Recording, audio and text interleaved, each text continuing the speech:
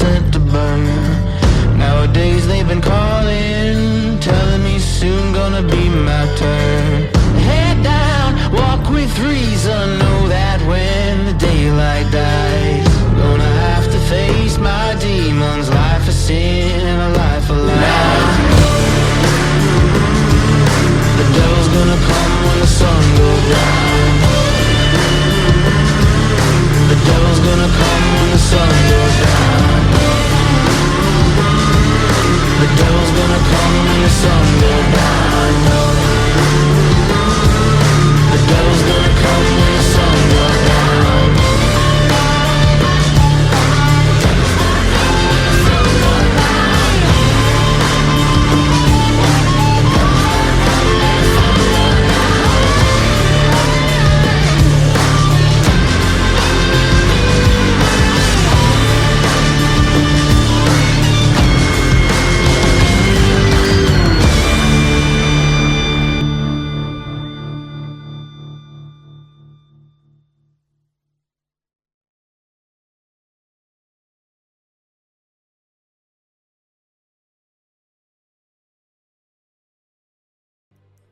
Welcome to The Descent.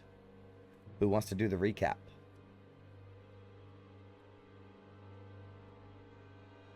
I think Will did it last week. I nominate... I see the fear in Brendan's eyes. I nominate Eric. I need 2 months prep. Okay, I'll do it next week. Okay. So we started inside of Lulu's dreams, full of flowers, unicorns, and all sort of puffy, wuffy, wonderful things you would think would be in a celestial's head. We were given instructions by the hag moving towards a mountain range where there is I believe, a sort of disturbance that has been detected.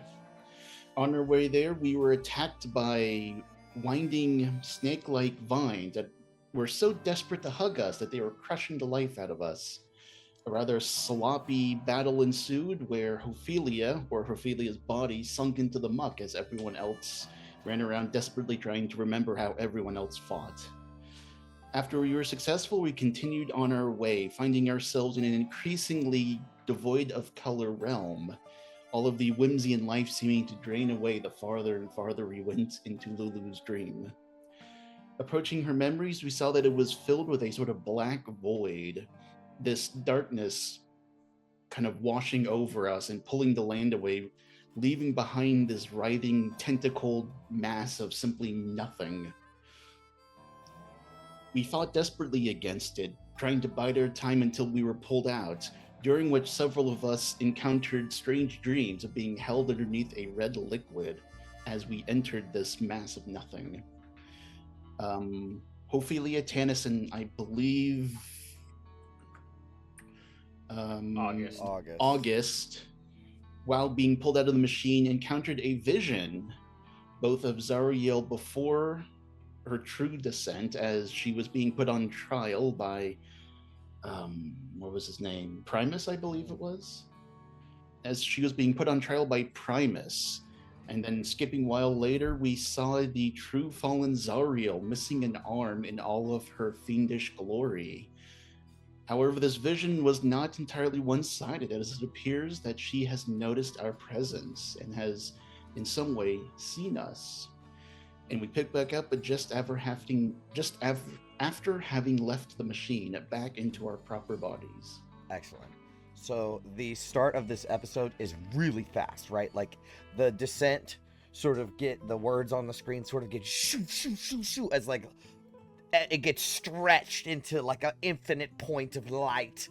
And then kablam, all of you are sitting in the chairs that you were strapped into, your helmet smoking, and you're back in the dream machine chamber. Sparks rain down from the ceiling. Black smoke completely fills the chamber.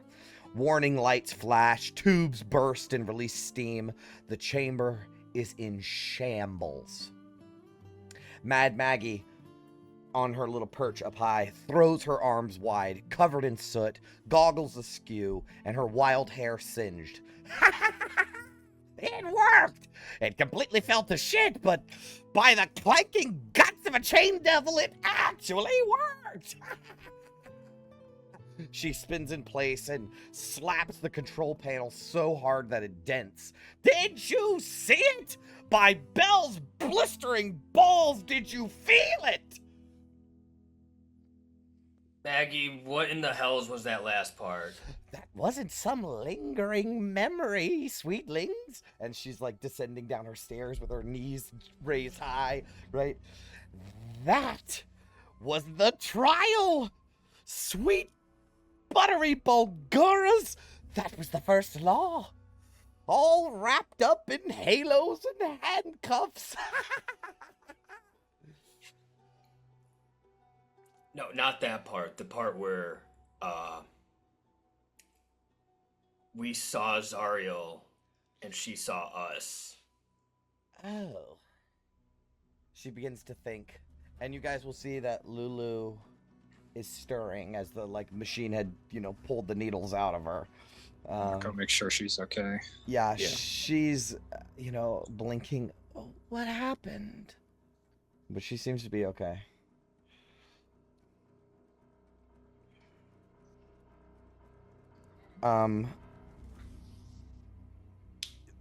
Mad Maggie was sort of on a tangent about seeing the trial of Asmodeus, and but when you say, what was where she saw us, right? She we hear tires screech as she stops, right? And she begins to think. Wait, she saw you, Zariel. The Archdevil saw you. Oh, gears and gristle. She looked through the link. Now she knows you're here. She's gonna grab a piece of charcoal and begin scribbling frantically on the wall. You're not even sure she can see what she's marking because all the walls are scorched. The room is pouring smoke. This room is you walked in here and it was like a nice machine room. Everything is dangling from the ceiling. It looks like there was an explosion in here. More than one. Of course she sensed it. Every archdevil can eavesdrop on telepathic communications in their domain. She has a mental web across the whole of Avernus. That's part of what an archdevil is. They all do. She hears everything in Avernus? Telepathic communications, according to her. She can eavesdrop on them if Zariel can eavesdrop on telepathic communications, yes. That is good knowledge and would have been great if we had known that before. According to her, all archdevils do that. But she says, but this! And she taps on the machine, on the wall where she was drawing, and she'll point towards Lulu. This was different. This little celestial pipsqueak didn't just trip a wire. You yanked the damn chain! Lulu's mind, her soul, is still tangled up in Zariel's. Like two cords twisted, burned together. And when I lit the machine, when I ignited that memory stream, it must have sent up a flare. The bond is so deep, and we lit it up like a beacon. That wasn't just delving. You called out to her. And what did you know it? She answered. The possibilities. Did only the three see the Correct. vision with Zariel? Yes. So you guys have no idea what they're talking about. Okay, so yeah, Vin is gonna act confused and be like, "What in the rest of the hells are you talking about?" When August, Ophelia, and I got pulled out of Lulu's mindscape, we saw a vision. First we saw Asmodeus on trial with some godlike entity and Zariel yelling at him for his betrayal. I'll give you the deets on that later, but after that, we got pulled to Zariel. We saw the blood war, and we looked at her, and she saw us. Zariel looked you straight in the eyes. Imagine you saw somebody, you're just doing the dishes, and you see somebody outside your window. It was that sort of reaction. It was strangely human for such a entity. But this is bad, right? Like, we had the element of surprise on our side, and now Zariel can know that Lulu's here. Oh, she most certainly knows. She knows that her old best mate is stomping around the hellscape with a memory probe lodged in her cranium. But do I know what she'll do about it? Not a cog-swallowing clue.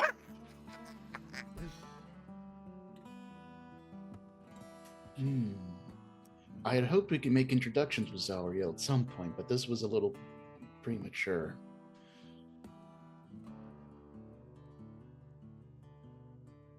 If this bond is that strong, I imagine Zariel already knew when Lulu showed up in Avernus. If she knew before, now she knows that someone's in her mind looking for something, and there's only one thing that Zariel could imagine that would be. I mean, more to the point, she likely knows what we look like. She's had a connection to our minds.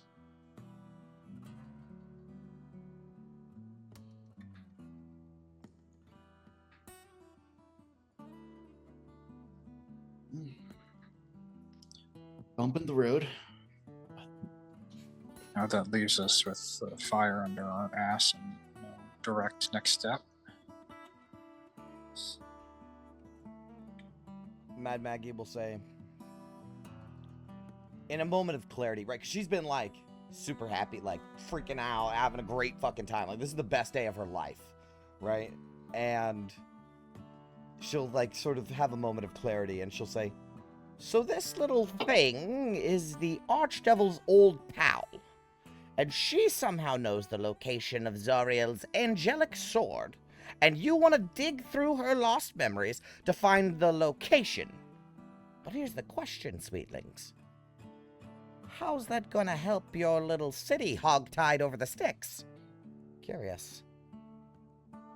Curious.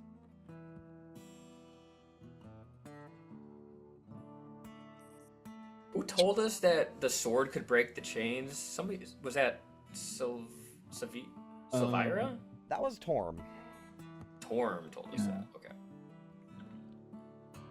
And way back when in Candlekeep, I think we heard someone chanting about breaking the chains. It was, what's it called? Somebody. One of Alondo's prophecies? Something like that, I think. But yeah, Torm. Speaking of the sword, though, I mean, I didn't have any of these visions. Are we any closer to finding it? It was a past. This memory came from far before Zariel fell. Nothing concrete. Maggie is still curious about what the fuck you guys are trying to plan.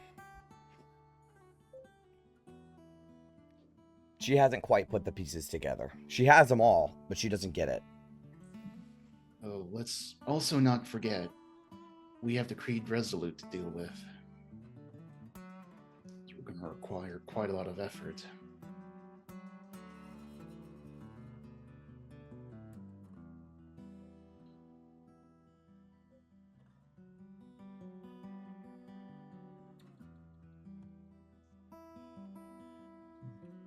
Oh, where does this leave us? Big old nothing burger. Well, maybe not. I do know one thing.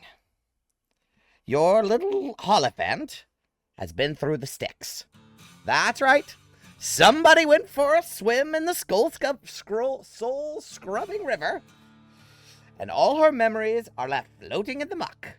That's why it's all, and she'll like come up to Lulu and knock on her head. That's why it's all scrambled eggs and candy floss in there. But I can get it back. All of it. Every shattered little fragment. I can go deeper. Tune tighter. Extract every lost spark from that cherub's little psyche. I can rebuild her past piece by piece. Okay, calm down, first of all. We're not looking to completely reconstruct her if we don't have to. I mean, let's not do anything dangerous, as exciting as you sound. Let's just focus on getting back her lost memories. This is what happened. This is what happened after one memory came back, and you want to get back all of them? Well, you see, that wasn't exactly how that was supposed to go. But it did work! Somewhat, mostly, kind of. I mean, Zariel's attention aside, we tore through the brain. We hit a live feed. That's a success in my book. But, and she'll like lean down and pick up a piece of the machinery that just fell from the ceiling, and she sort of turns it in her hands. Look, I knew it wasn't quite ready, obviously. I mean, did you see the way the whole soul stream buckled? I thought the regulator was going to twist itself into a Mobius strip and fry your minds like an overripe Styx fish. I thought for certain your souls were going to collapse in a memory loop and you'd be stuck watching your own dreams dissolve into the void sludge for all eternity, but you didn't! Nothing Just to worry before or about. after you hit start? After. Look, I know now that it works. Just barely. Which means I can make it better. But not without the right parts. Well, what would you need? I need to build it right to break through that little ball of sunshine psyche. That means finding the right parts.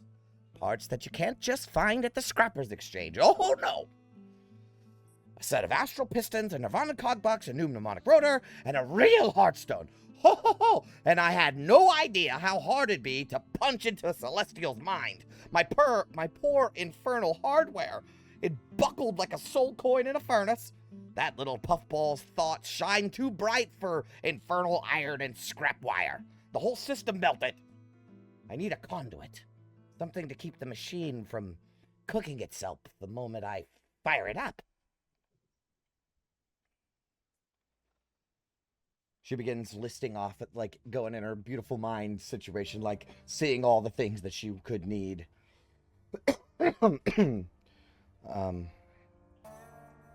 But basically, from what you understand, the machine was not done when she let you inside. Like, at all. She did not have the right components to make this machine work. But Well, it worked. And she welded it together with spite. So if she had the right parts, it would work very well. I mean, when I first made my magic armor, sure as hell it didn't work the way I expected. All the magic stones nearly blew into Gad's head. Well, if you can get us a list, Maggie, then I suppose we can see what we can do. Well, we don't really have another choice. I know exactly what I need. I need a set of astral pistons. They're old war relics, pre-Zariel tech.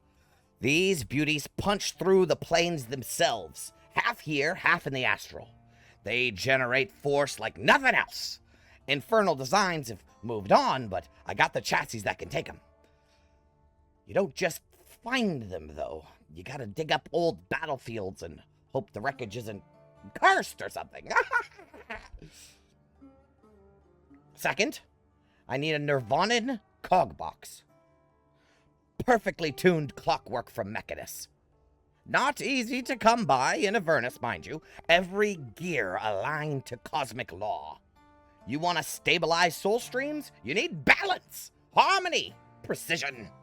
Can't tune a Celestial's brain with a crooked camshaft. This one is optional, but third, I could use a mnemonic rotor. It's not necessarily a must. It's a mind flare tech. Think of it as a dream flywheel. It stores memory pulses and smooths the dive path through recollection zones. No more spinning into dream loops or void tantrums. Could make for a smoother dive. We find one of those in the wreckage as well. Possibly, yes. Fourth is a heartstone. So, none of this would even be possible without a heartstone. But mine was, fake. A synthetic one that I cooked up myself. It exploded. I need the real deal. They can only be made by a night hag. They're what my kind use to dreamwalk. I can't make it myself. I need someone who was taught the old way. I never really took to it. And last, as I was saying, I need a conduit. A halo shard. Something celestial. An anchor. The system can't handle the celestial brainwaves. I need something pure. Preferably ripped from something holy. Probably dead.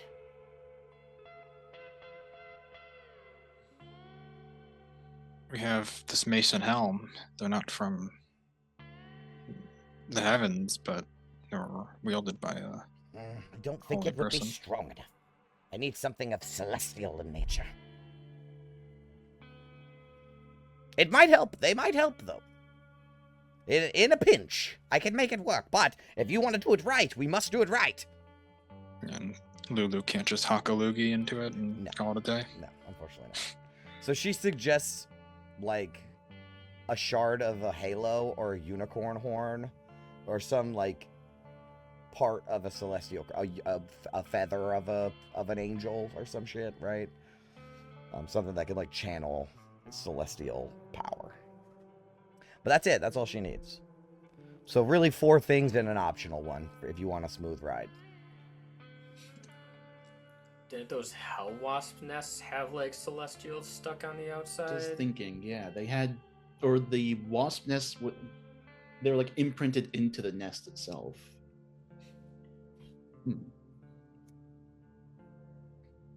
Suppose that's a start. This is no mere grocery list. These things will be difficult to obtain, I imagine. Gears from the plane of Mechanus. Astral pistons from a cursed battlefield. Yeah, what could go wrong?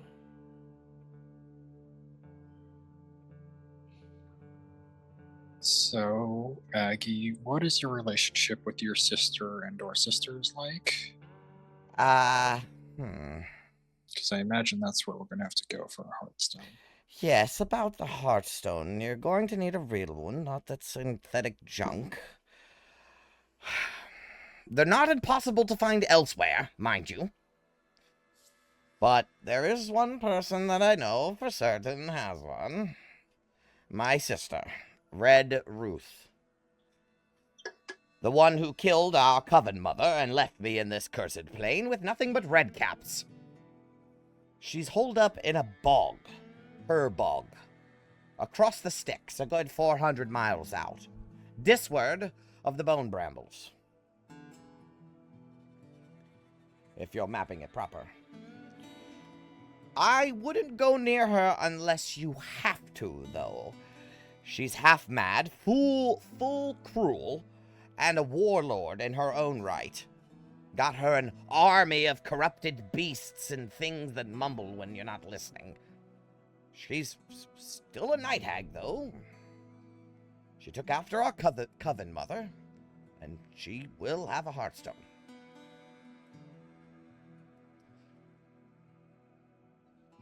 Where should we look first for that?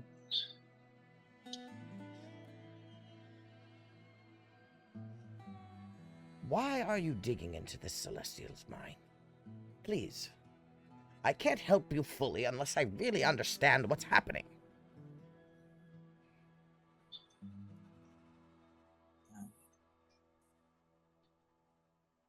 The city of Elturel is chained here, and apparently Zariel's sword can cut those chains. And where did you hear this? A vision that was granted through a connection with Torm and the Helm. And Lulu. Leave it to the gods to be cryptic with critical information. I mean, it seemed pretty straightforward. The sword can cut the chains. And there's also that Candlekeep prophecy. Bound by oath but freed by choice, the gold dragoness shall break the chains of fate. Side-eye a certain person. Yeah. I think Really, it could be anyone here. I think that Maggie is going to say, I have an idea. You are trying to dig into this Celestial's mind, find my parts, and find the Sword of Zariel. Whichever one comes first.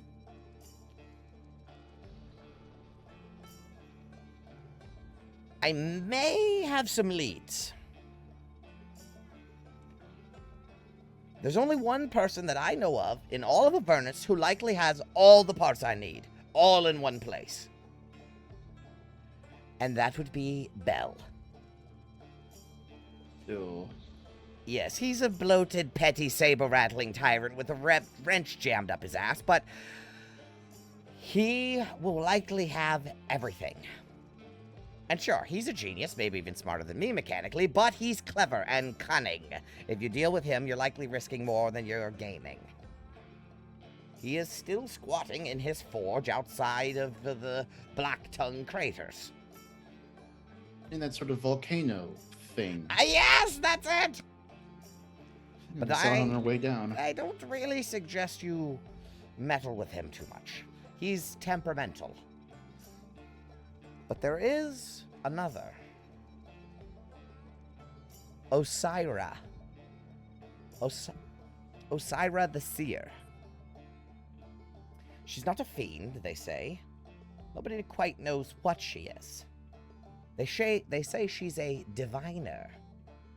She can see the past, present, and future all at once. If anyone can decipher where this part could be, or your god's cryptic messages and prophecies, it would be her. She haunts the bone brambles. It's a blasted forest of gore trees, way out contra abyss. If you're smart, and you seem smart, you go to Osira first thing. She may be the answer to all the problems. And I'll actually just pull you guys over to the big map. So let me get the GM layer. Oops. Map layer? Nope. Control. Oh no. Oh no, I fucked up somehow. So,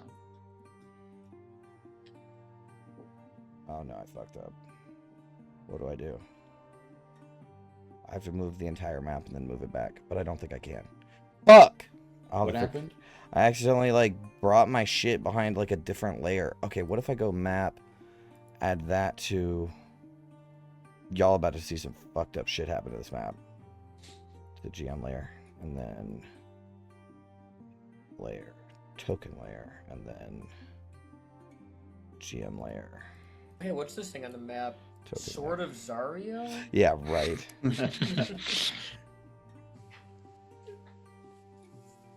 Oh my god, I did it again. It's right there. Yeah, right. Yeah. Alright, well, we map know where we're layer. going. Okay, I got it. The bone brambles are over here.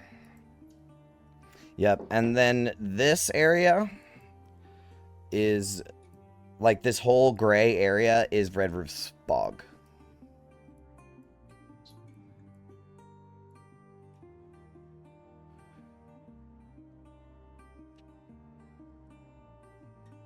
Is there a... We certainly can't take Yama over the Bridge of the Forsaken. No. Do you ask her about how to cross the sticks? Yeah. Yes. Okay. She will say, if you want to cross the sticks, Unlike a lot of places in Avernus, the Styx changes depending on how you look at it. It might be 100 miles wide or a babbling brook, depending on your mentality about it. My suggestion is you take one of the 4 bridges. The Crimson Caravanserai has a bridge that crosses the Styx. The Caravanserai is the closest thing to civilization you'll find in the waste besides the fort here. It's a nice market, but it's run by a real piece of work. The bridge has a 2 soul coin toll to cross, though. The other obvious choice would be the Bridge of Zariel, but that bridge is a military bridge and is heavily patrolled by Zariel's forces. If you're on foot, you could always take the Bridge of the Forsaken. It's a long trek, but the views are incredible. But, not many know this, but old Mad Maggie does. Down Contra Disward, there's an abandoned soul siphon facility. A prototype of the Stygian dock. It's from way back when Zariel was first experimenting with soul siphoning, before she quite got it right. The facility is attached to a perfectly serviceable bridge, easily crossed by war machines. Also, there's old tech there. You know, there's a possibility some of the parts we need are there. You could have a look around. No buts.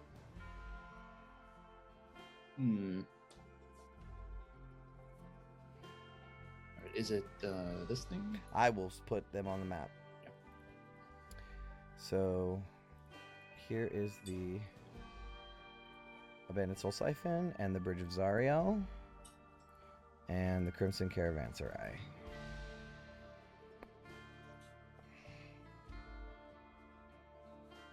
I mean, the Soul Siphon seems like the obvious choice.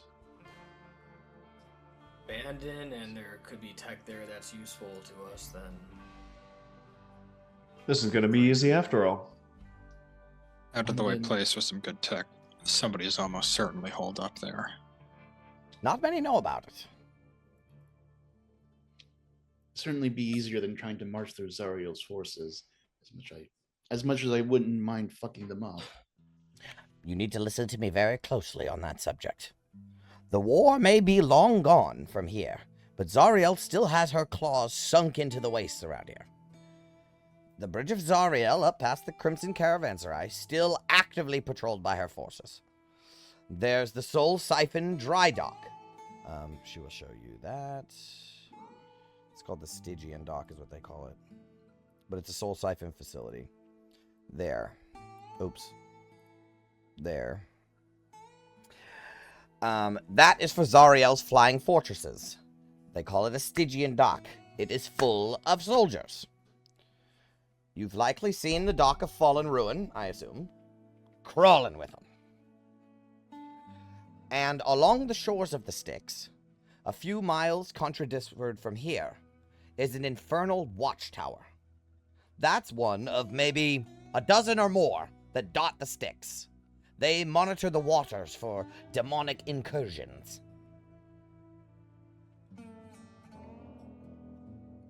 So every so often along the coast, there are watchtowers that keep the eye on the river so that no demons just jump out. I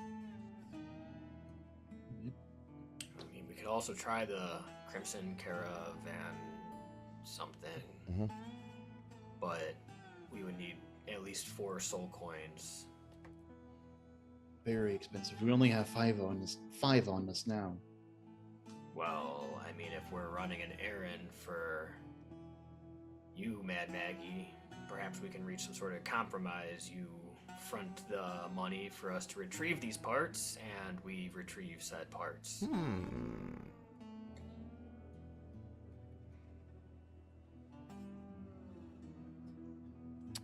As much as that does kind of sound like a good deal, you'd be surprised to hear that old Maggie is a bit of a whatever, broker, whatever. She's a good master deal maker. And fixing her machine is something that she can do on her own time because she's basically immortal and can be here forever. You guys want to punch in this Celestial's mind now as much as she would like to as well. Doesn't sound like there's a whole lot in it for her. You guys are going to get the Sword of Zariel and, like, get a free... Like, you guys are off doing a bunch of shit. And she's just like, what does that do for me? Well, it perfects this intricate piece of machinery that will surely... I have all the time in the world, sweetling. Do you? And with all that time, how many Celestials willing to have their memories punched into have walked through your doors? Knucklebone seems like a bartering place. That's meet in the middle. I will consider it. Otherwise, we go across the abandoned soul siphon, but August proves to have a point. Again, who knows what kind of evil's lurking there. Well, I would like to give you some words of warning about what's out there in the waste. Because, I mean, look at you. You're a bunch of fucking primies. You walked into my... Excuse my gnomish. You walked into my house, and you let me put you in a terrifying machine that almost ripped your souls from your body forever. I'm nice. So she will say, the wastes around here, they're not just empty sand and petitioners. They're ruled by warlords. I got lucky setting up shop in Fort Knucklebones because it's on the abyss side of the sticks. The other side? A whole lot meaner, hotter, and uglier. Over there, it's constant blood feuding. Warlords clawing at each other like starving carrion birds on a corpse. You got a good deal meeting me first. At least I got my sanity. Ha!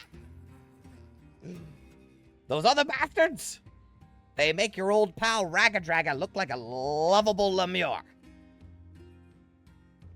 They got machines, manpower, and enough cruelty to choke a Baldur. Trust me, they ain't running death races for fun. I only keep tabs on a handful of them. Politics, it gives me shingles, but odds are there's plenty more crawlies out there that I haven't sniffed out yet. But she can tell you about the ones that she does know about if you would like to hear about them. Yes? Okay. Drop it. There's the Queen of the Dune Sea. She's a raider, a pirate, fast and mean. She don't stick in one place, and she don't lose. No one knows what exactly she looks like. They say, if you ever see her face, you don't live long enough to say a damn word about it. She and her crew hit caravans, hauling to the front lines from Contra Dis.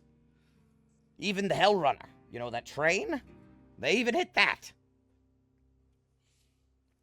They raid other warlords, too. Don't care if you're a devil, demon, or dead. If you got something worth taking, she'll take it.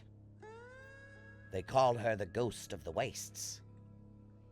Piss her off, you'll see real fast. She's no ghost.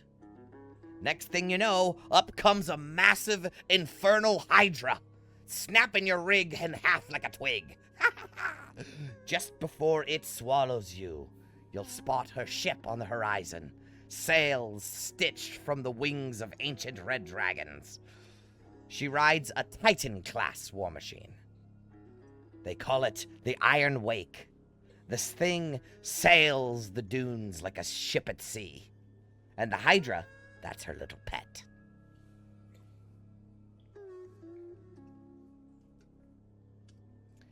And yeah, you've never heard of a Titan-class war machine before. Not up until this point. Basically, Titan-class makes a demon grinder look like a baby, like a sedan. Like a Fiat. What are those little tiny ass little cars called? What is it? An Fiat. AT-AT versus an ATST? Yeah. These things are huge. And she's like implying that this thing is as big as like a galleon ship. But if you think the Queen is bad, the War Eater, he's worse. His name is Malaxix. Malaxxix. Malaxix. He's a Yugoloth, mostly. Rumor has it, he wasn't born that way. Not exactly. He was once what they call a dread being. A spawn of the first of the night hags who cooked up the very first Yugoloths. Ages ago, he patrolled the vilest swaths of the multiverse as a tyrannical marauder. He made war on anything with a flag and a heartbeat. He commanded an army, hundreds of thousands of Yugoloths under his black banner. Until he was defeated by a demon lord. Thrashed him into the dust, right here at Avernus. And now he's trapped, stranded here. His forces, barely a fraction of what they once were, but don't let that lull you, Buttercup. He's a mad dog. A raving butcher who warps his own troops into hell-forged monstrosities. He's power-hungry and stark-raving as a boiling soul coin. He rides the biggest damn Titan-class rig the wastes have ever seen. A moving fortress factory, belching smoke and pain. One of Bell's old rigs that Malaxix managed to get back up and running. You see that thing coming? Turn around, hide, crawl into a pit and play dead. He doesn't just kill you, he melts your ride, flays your crew, and bolts their bones onto his crew. Cross paths with Malaxix? You're better off getting eaten by a hellworm.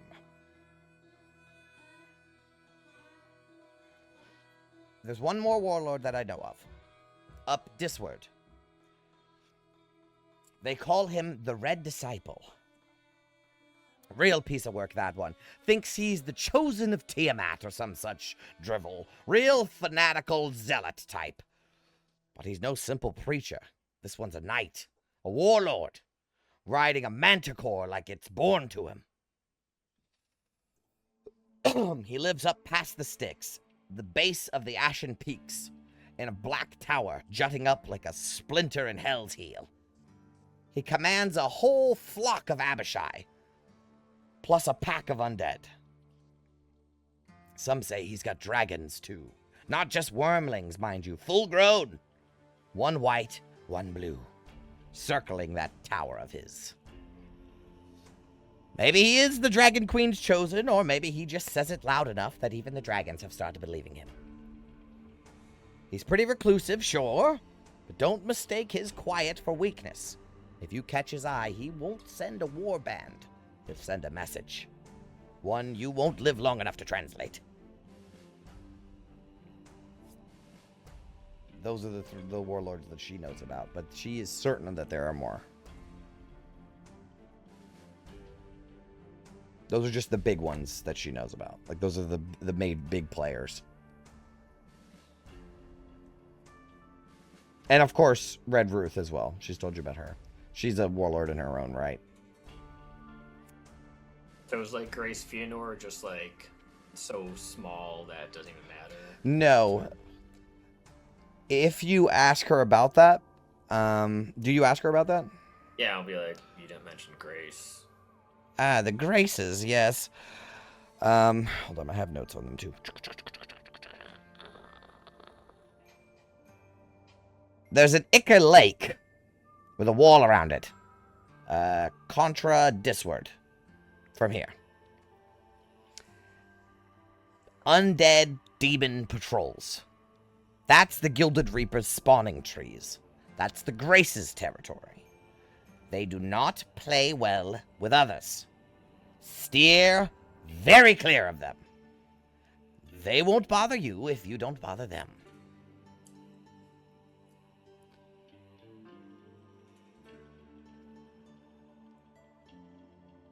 And we'll have to get past them if we want to go the route of the abandoned soul siphon. Correct, but again, she just says stay away. Right? You'll pass it, but they won't bother you if you don't bother them. Right? They're not super territorial because they have a wall. So everything inside the wall is their territory.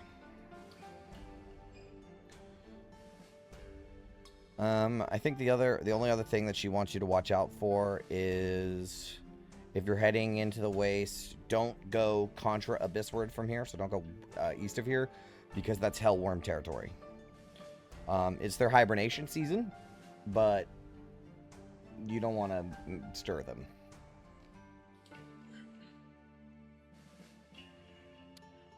Is there anything else she has? You got any questions?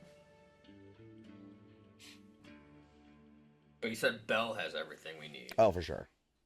I mean, she doesn't know that for sure, but he's like is the inventor of, like, one of the two inventors of Infernal tech, and his forge is where they used to make it. So yeah, she's pretty certain. I don't think Ophelia knows this, but above board, Vin's shield wanted to go there when we first dropped, didn't it? Yeah. Yep. Yeah, go talk to Belle. That would be cool. The ex-archdevil of Avernus, now dishonored general. Sure, yeah, go talk. Sure, to he's him. not bitter. No, not at all.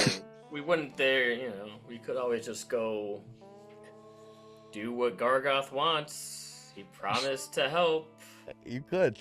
You very well. We'll meet him in Belle's Forge and we get the parts. Oh, you get more than the parts, buddy. You get a whole lot more than that. It's called that Plan W. F. W, okay. Alright, fine. We'll put that one on the back burner for one more. Gargoth doesn't even need the goddamn sword. He can fucking cut the chains of Elturel by himself. Just so, we're making that clear. Oh, let's just speed run this campaign then. Dude, I'm telling you, bro. Letting him loose sounds like a great idea. That's the part like Appendix D in the book where it's like, if your players do that, the campaign's over because they're morons. Okay, I think I showed you all the locations I mentioned. Yeah, the bone brambles. And then, yeah, where you have it circled pink, that's her bog.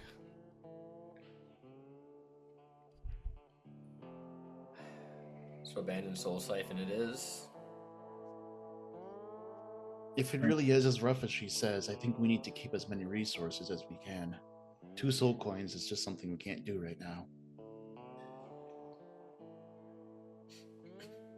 Are we certain that even 5 soul coins will get us there and back? Yes. You can figure it out. I don't think I ever gave you the notes for it, but I can.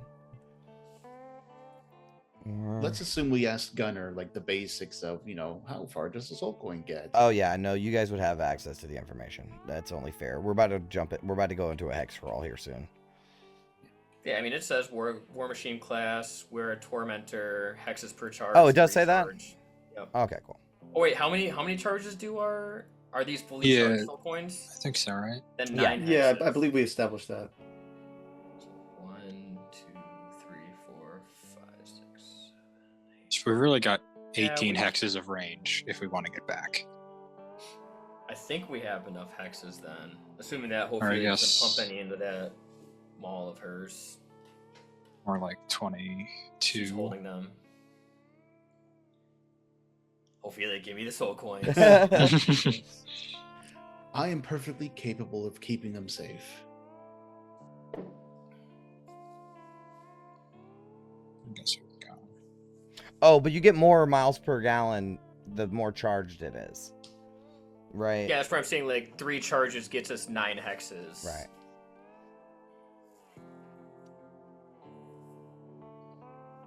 So yeah, to get there. And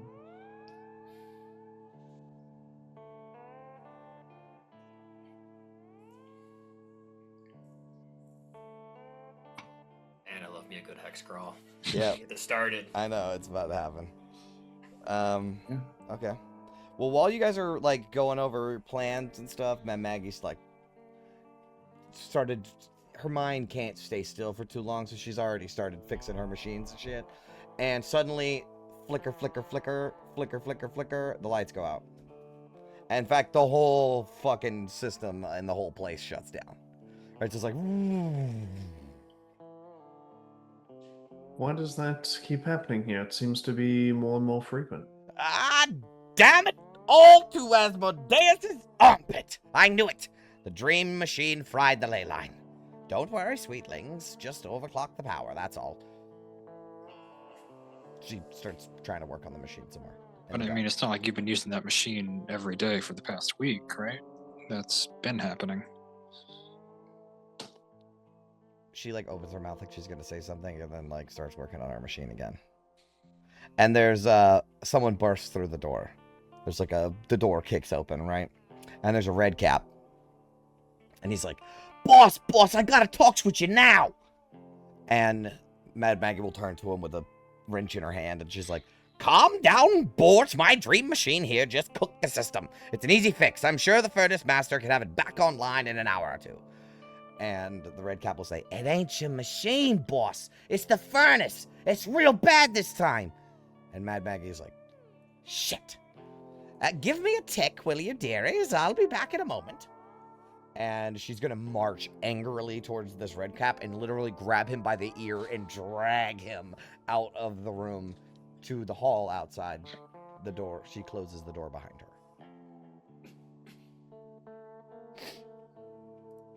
What is a reasonable price to charge to solve this problem for her? Is there a reasonable price? We have a heading, we have the fuel. But if we wanted more soul coins, here's our chance. 10 soul coins. What problem is there to solve? Are we gonna go have Vin look at the furnace while we sit around twiddling our thumbs for a couple of very precious days? I mean, who knows? It's only a matter of time until Feria becomes a vampire spawn. You hear some shouting, whisper shouts from outside the door. You know what? Hopefully, going to go to the door and see if she can hear it. Yeah. Vin's gonna go over too. Okay, both of you make a perception check, but they're whisper shouting, so it's not going to be very hard. Oh, natural boy. 20 for 19. Okay, cool. Both of you can hear this conversation clear as day. Where you start to walk up, Mad Maggie's in the middle of saying, they haven't sent a single barrel? Not one drop from the spawning trees? Nothing, boss. It's been almost 6 cycles. At this point, the Ica reserve tanks are bone dry. And we've already acquired every ounce of stock from the Ica works. We're running on fumes. She says, Glacier's tits. No Ica, no message, no courier. This must be an active war. War? With who, boss? The Reapers, you lummox! You starved the furnace, you cut the legs right out from under the fort. You think the Graces are gonna hit us? What do we do? Keep the grid running for now. Start burning soul coins to keep the lines hot. We'll buy ourselves some time. But only enough coins to keep the furnace alive. But boss, that's gonna cost you a fortune. If we don't get the Ica soon, go now. But keep your trap closed. If I hear so much as a whisper on the wind about this before I say otherwise, I'll make you swim in the flesh pit. If the fort smells weakness, they'll start tearing at the walls before the Reapers even arrive. I'm on it, boss. And he, scurries away. You hear Mad Maggie open the door. Do you guys want to try to, put your hands in your pockets and whistle, or what's your plan, Ophelia and Vin? Yeah, I think what we just Vin's gonna go on one side of the door, maybe Ophelia goes to the other, she'll just put her arm on the just wall like talking, that. hanging out. Okay, cool. Mad Maggie will open the door, see the two of you, be surprised, and then pull herself together. Sorry about that, sweetlings. Little hiccup with the grid. Nothing to worry your pretty little heads about. Now, where were we? And she taps on some magical device that she has that's mechanical, and there's light now, you can see. Well, we were hoping for maybe we could make some kind of deal for some soul coins. Believe that was where we left off. Yeah, I have since considered, and I will not be supplying soul coins for this venture. What if we earn it another way? I'm very sorry, Sweetling. I just am tight money-wise right now. They're tied up in investments. We hope you aren't burning through Muted those August. investments now. I think she's done us enough of a solid to just be upfront, guys. All right. We heard you. We know that you're running out of vigor. I have no idea. Okay, well, you can't tell anyone, okay? Just don't say anything. We won't. You've done us a great service. Okay, well, don't be surprised if you come back and the whole fort is under siege. I mean, we probably don't want that, right, Gauntlet? I mean, can we help with this River situation, or is it just too out of depth, too much of a delay? I couldn't ask of a favor like that from you, and also, look at you.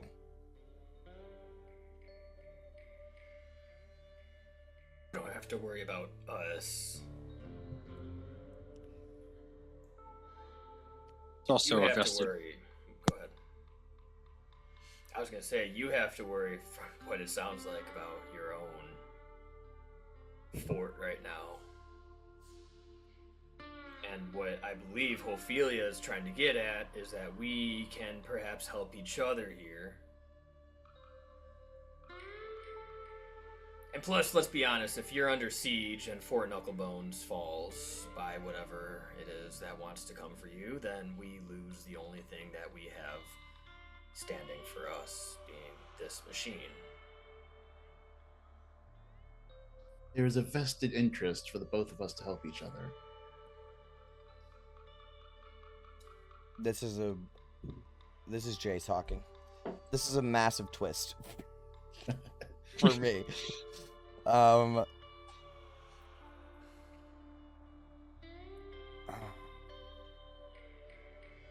So basically what you guys are saying is like, we'll help you figure this out.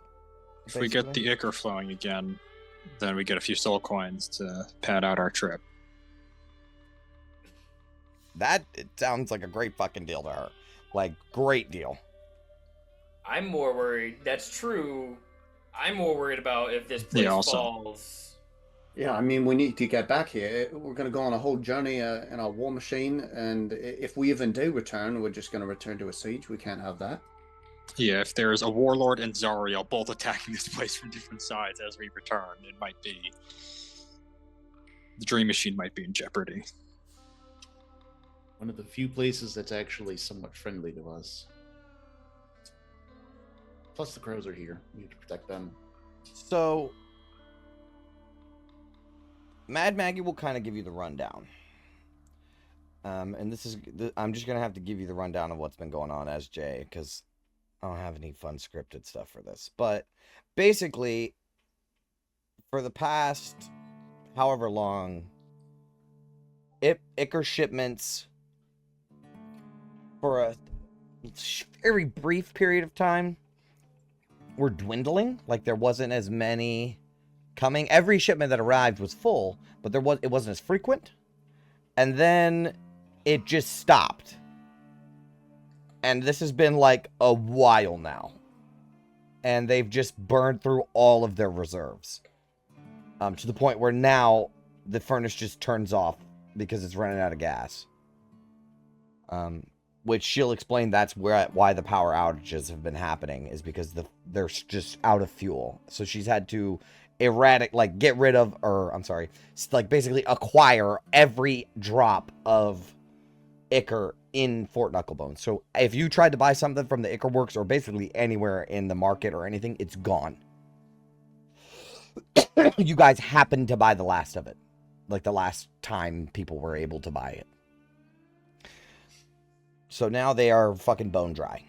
And she's about to start having to burn soul coins to keep things moving. So bad for the Ichor boys. We gotta do it for them. Do it for the Ichor boys.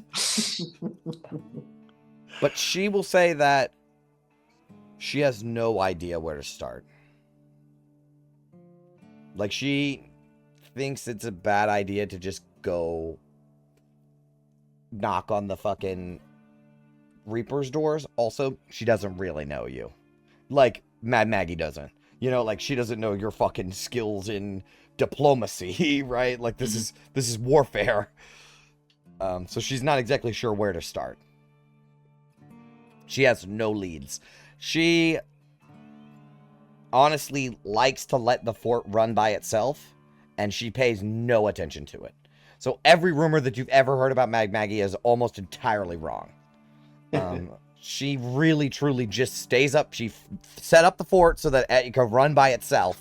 She hired the collectorate, and she has, what's her sheriff's name? She has him, Rictus, and she has the Blister Man, and she has all these things set in place so that it can run by itself so that she can focus on her little experiments. So any sort of things that are happening are truly beyond what she knows.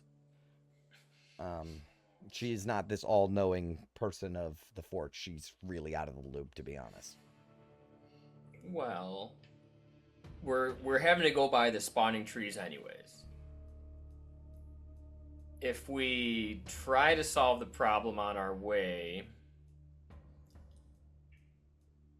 I mean, we're going right by it anyways. And worst case scenario, you get the killed. Whole thing goes to shit. We get killed, and we can start the next campaign. We solve it, and then we can basically send a message back to Mad Maggie. Load back the old save. F5. Yes. Or we send a message back to Mad Maggie, be like, prepare yourselves for war. You know, that is actually what's happening. I don't know. It's just we're going that way anyways. At least we can do recon. See if they're mobilizing. You can look into it, but she really, truly is like, listen, you do not want to fuck with some of these big warlords. Like, you don't even want to get near them. You don't want to talk to them. Like, these are really, truly forces that are going to be things that you do not want to engage with in this campaign.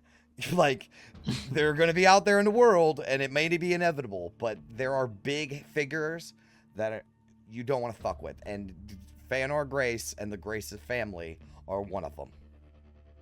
Well, I mean, like Brennan just said, worst case scenario, we see a mobilizing force of undead shambling across the waste, and so she's like, cool, if you want to take, get your binoculars out and take a look at the place, scope it out from a distance, on your way to do something else, that's cool. That's at least useful. She can pay a soul coin for it, right? Any information that you provide. I mean, what I was thinking of, and hopefully we'll ask this, if Mad Maggie has a way to contact us while we're outside of the fort. Like sending or anything. Any sending stones lying around? Because I bring this up as stuff.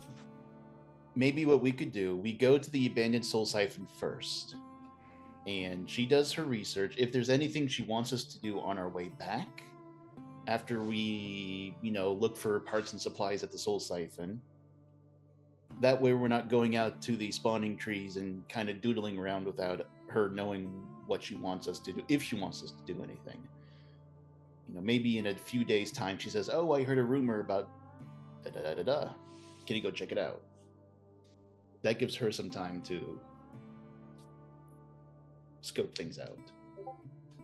And I can pretty thoroughly scope out that place, I think. I can cast Arcane Eye.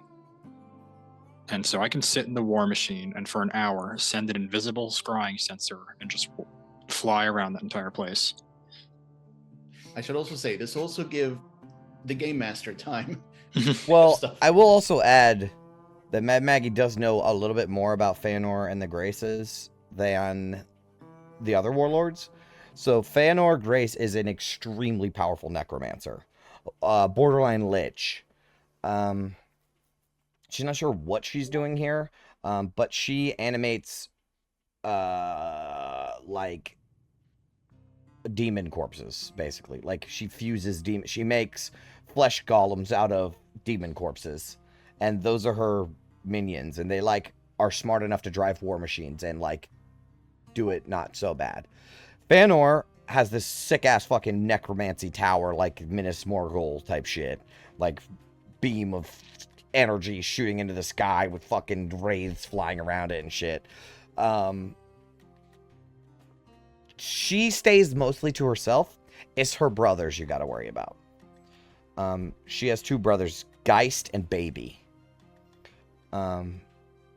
Geist is like a master swordsman and a part ghost, and Baby is a gigantic flesh golem thing, like monster undead thing, and they are like her lieutenants. They're like, they lead the armories, they do all the shit.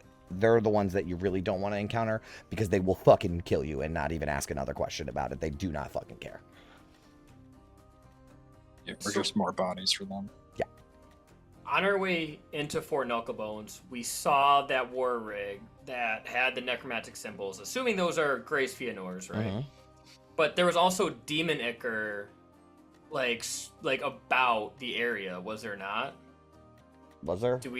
I believe there was.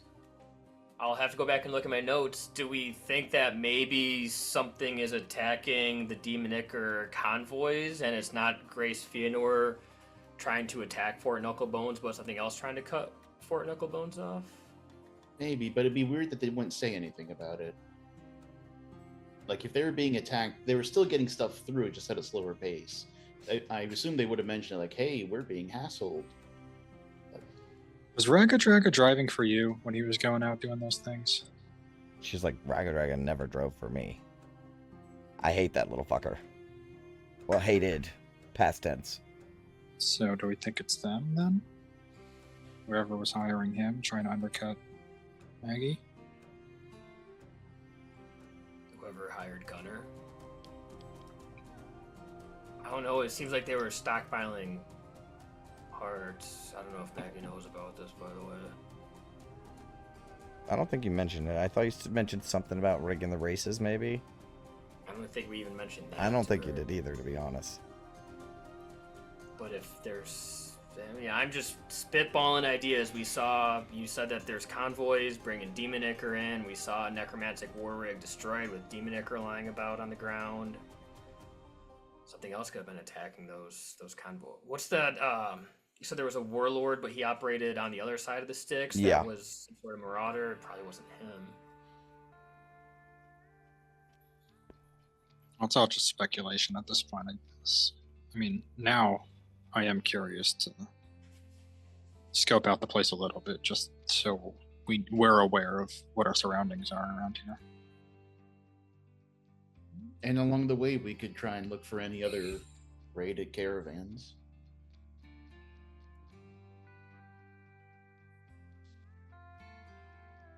Okay. She'll say that she'll pay you for information, but she can't, like, guarantee a bunch of fucking soul coins, like a handful of soul coins to complete this quest if it's not solved. Right, like her fort's about to shut down. Like, soul coins also do not burn good in the furnace.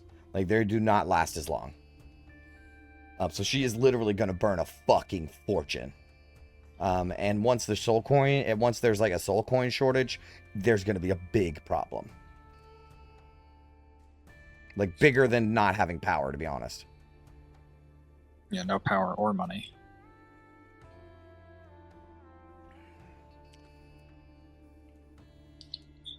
Alright then, so I guess we should start making haste, because there's only so many soul coins in this fort. She would appreciate that. The power eventually cuts back on. Oh, just before I forget, I want to just talk with Maggie for a minute and have her familiarize me enough with all these parts that we need so that I could cast locate object. I was gonna say that she can describe them in such a detail that you would recognize them at a glance. I was gonna give that to Vin as well. Like, have Vin, and August is fine too, to like really truly understand what these parts are. What were you gonna cast? Locate object. Do you? Yeah, it says you have to. spell. Yeah.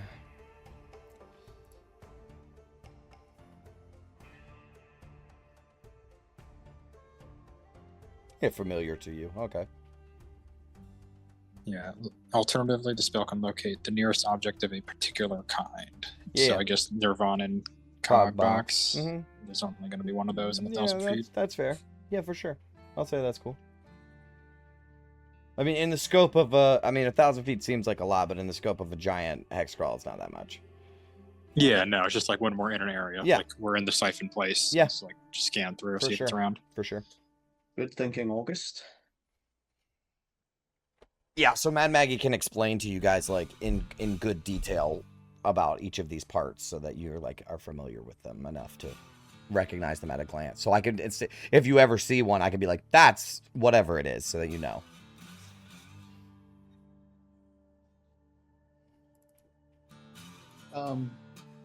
Sorry if this is in the soul coin documentation. If we load one into a war machine but don't use all the charges traveling, like we only use a little bit, come back to the fort, do the charges stay in the war machine or does it like burn up anything unused? No, it's like gas. Okay. It's like gas, so it doesn't burn a full charge until you've traveled so and so many hexes or so and so many miles. Okay, cool. You can't get the soul coin back, right? It's No, once it's in the furnace, it's in the furnace. Yeah. But the fuel stays there. Perfect. It basically burns the soul coin almost instantly, and then the soul is loaded into the chamber, and then the charges are representative of like how much soul is burned.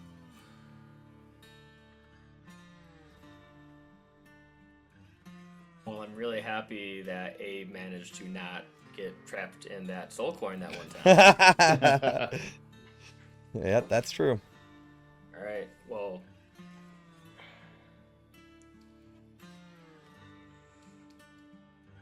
we have a heading. We have a rig. We have soul coins. Yeah, I don't think Mad Maggie has anything else to say. She suggests that if you're looking for parts, basically she's like, your best bet is this fucking oracle out in the middle of nowhere. She might have all of the answers. We don't know.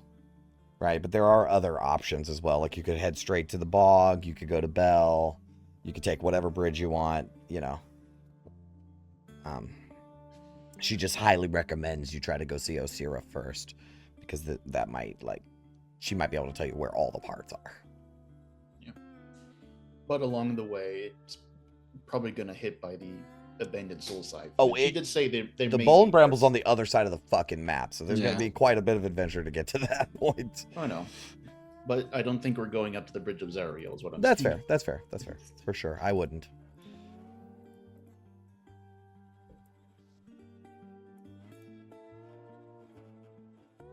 Well, Gauntlet, I mean, I can't think of another path to take.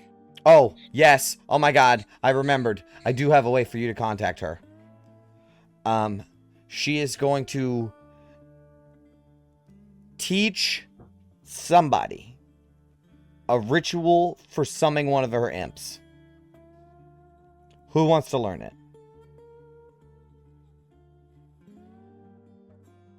Okay. Ophelia raised her hand. So you can, it's only like a summon for a messenger thing, right? Like, it's like one time, I mean, not one time use, but like, you can always do it, but it's not going to hang around. It's not your familiar, right? This is just a way to contact her. So she will take the time to teach you the magic circle with the little pentagram and this kind of stone on this thing and the skull on this thing. And she'll give you all the components for it so you can cast it over and over again.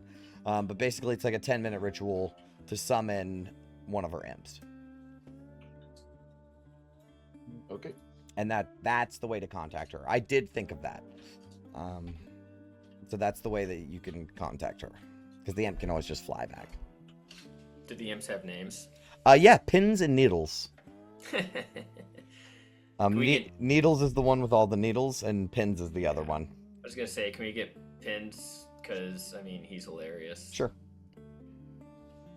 Sure, she'll teach you the exact. She'll give you this little bobby pin, or what is it? Not bobby pin. What are the ones that go into the little tomato thing? Like a sewing pin. She'll give you that. There you go. She gives you a sewing pen. That's how you summon him specifically. Well, hey, I do have an unbendable needle as my magic Hey, item. there you go. Where did you get that? I started with it. I think that You got was a the... toy bow and you get an unbendable needle? Not all items on the trinkets list are made equal. Okay. The imp's just got to fly there. He doesn't like teleport or anything. No, he teleports to you. Oh, okay. You summon him like a real devil. This is like a real devil summoning ritual that you do. But he will have to fly back. Or I think since it's her familiar, she can snap him back and forth. So maybe she'll wait a couple hours and then come bring him back.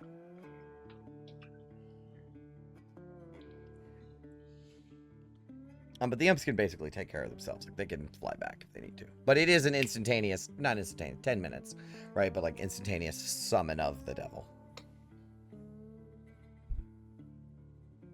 Okay. Any questions?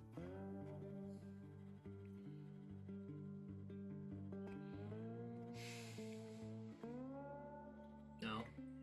Okay. I think we got a lot. Yeah, we covered a lot of ground. She will say that if you have any more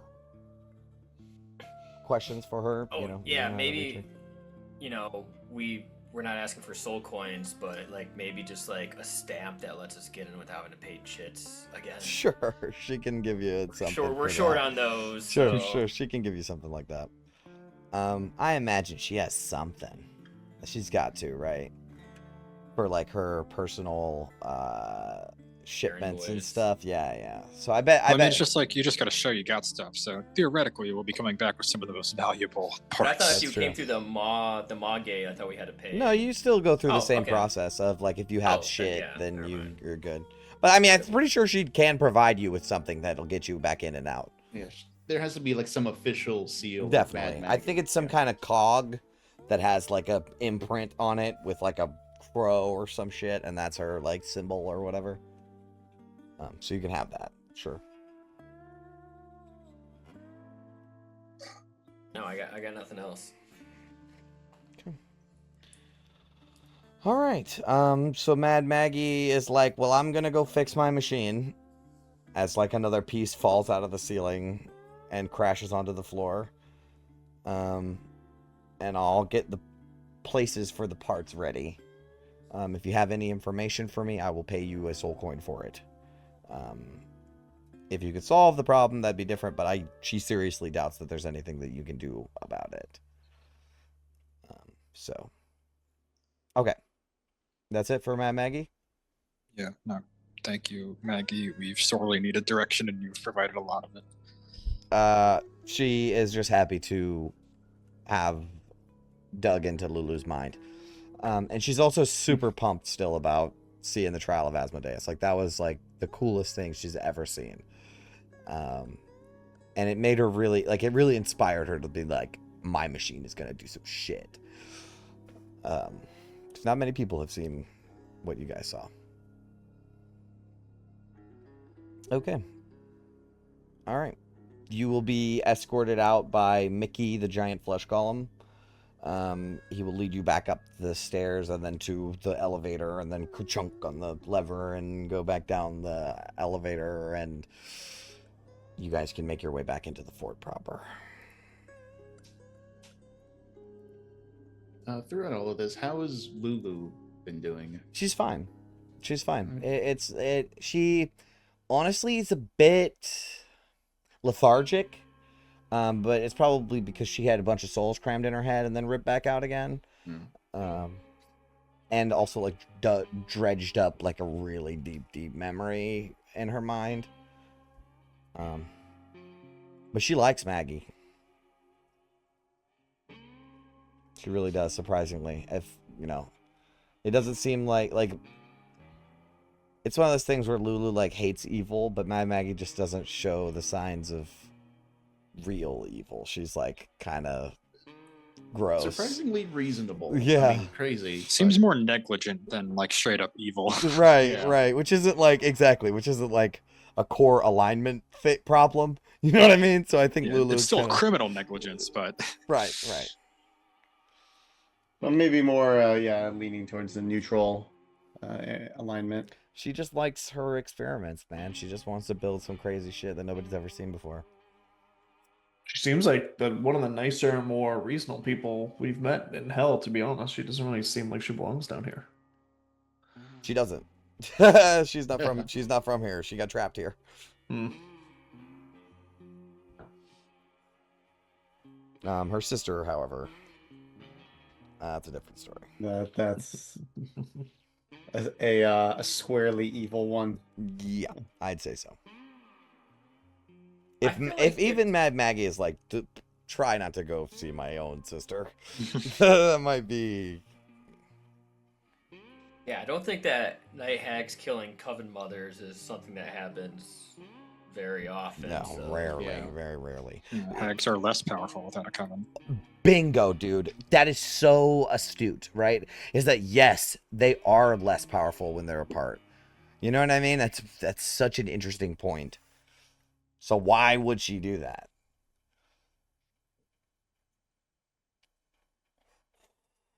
Well, hopefully we don't find out. Hopefully we don't have to meet her. You might. You might have to. We don't know. All right, so you guys go back down, and you're back in Blackfinger. How did resources transfer from the dream? Like spells and exhaustion and that stuff. You're good to go. You're just as fresh as you were when you walked in. It only. We just had a long rest, so it should be clean. Right? Yeah, you should be pretty like flat up, really good.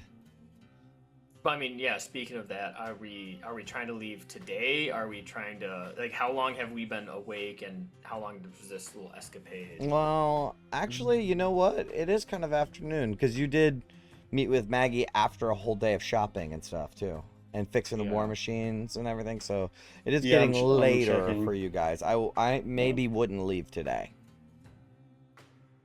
Yeah, I guess just we build a booster seat for Vin the rest of the day. And Yeah, I guess. get ready to head out. Oh, great idea, yeah. You guys do that. I'm gonna grab a couple of chits and go to the shithole. Nice. Okay. Does anybody care to join Tanis at the shithole canteen? I mean, Yeah, Vin okay. would probably join, but she might be busy working on a booster seat. Well, I can't be. You know what you could do is get the magpies to do it. She is like a little bit skeptical, but she kind of wants to get drunk as well. So. Okay. So you commission the magpies. They'll do Yeah, it we'll for commission free. the It's not really a magpies. real commission, but they'll hook you guys up. Okay, so you guys want to go to the shithole canteen in Barterfinger? Yeah, we should all go. Awesome. The shithole canteen. Actually, let's take a quick break before we get there. Sure. All right. Mandatory company bonding time. Yay! Mandatory fun. Yay! All right, I'll see you guys in a little bit.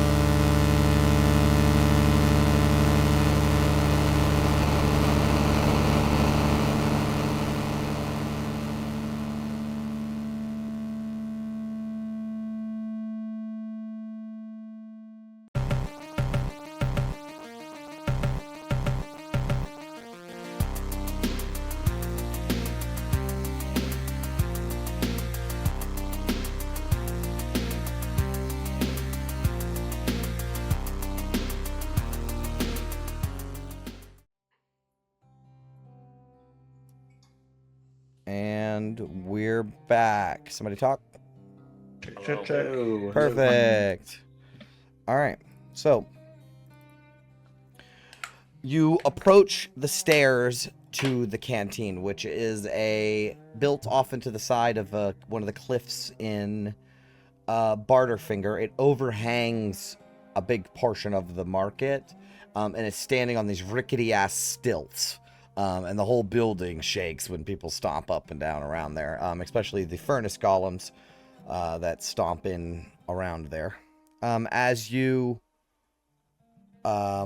step through the saloon doors, the whole structure swaying slightly on narrow stilts. It's filled with a thick haze of dust and smoke.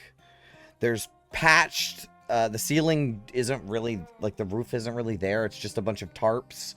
And so it has walls, but there's like tarps covering the ceiling and like canvas and stuff. There's a bar, and behind the bar is Savvy. Is she a halfling? She's a human. Is she a human? I think she was a halfling. I don't have what she is. I just know what she looks like. She's like I think she is a human. She's just a nice round lady. But when you guys walk in, there's a mix of, oh my god, it's them.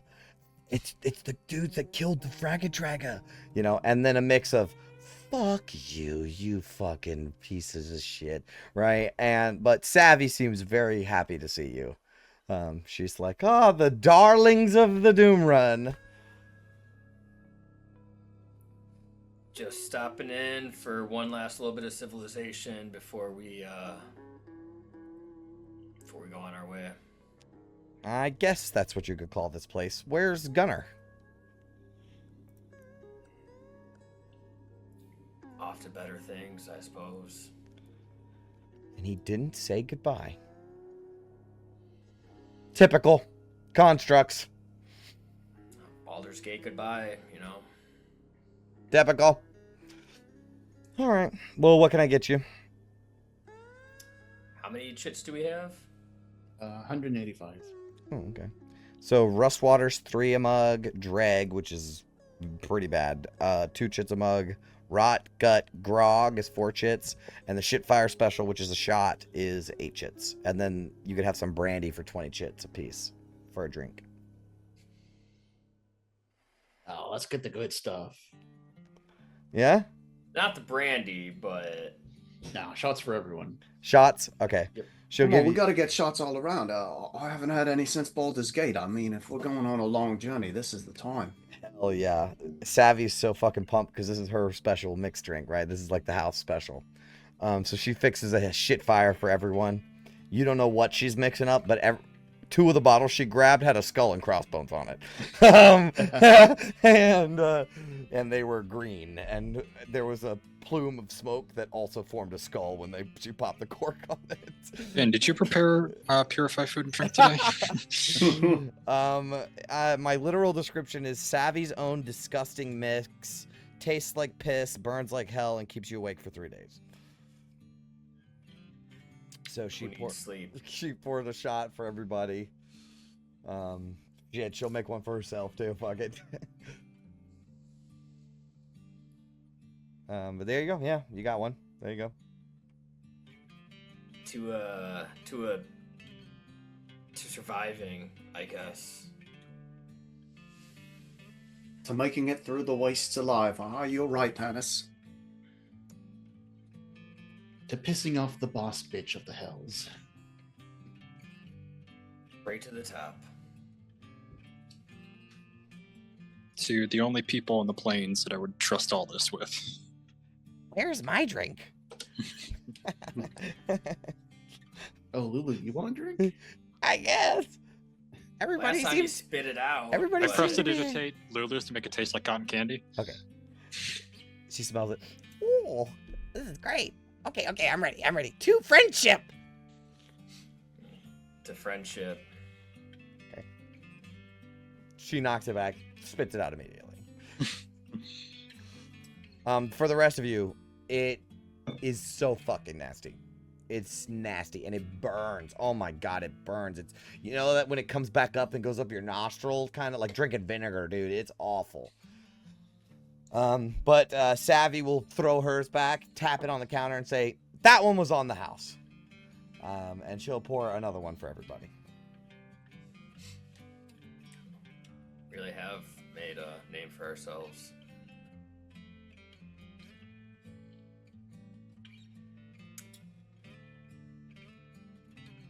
This is going to be a long journey ahead of us. We had hoped that this was kind of the end of the road, but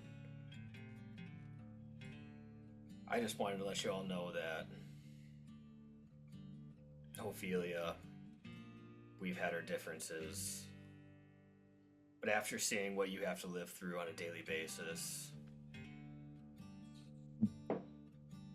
I'm glad it's second company that I'm here with in the hells, far away from home. So cheers. And Tannis, no matter how much I try and deny it, you are a respectable gentleman. Gonna cry, guys.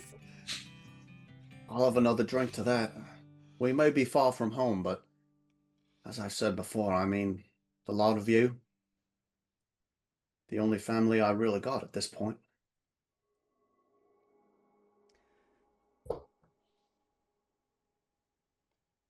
Well, So we I'm knocking back. What's up, London? haven't been killed yet, but what is the next steps here? Are we going to go down south, check out the Ica situation, report back, and then head across to the Seer? That seems like maybe the less deadly of all options. Sounds like whatever's going on in the spawning trees is a bit above our pay grade, so think we can do some light reconnaissance and just move on and keep going to this diviner. Is acceptable to me. Is it good?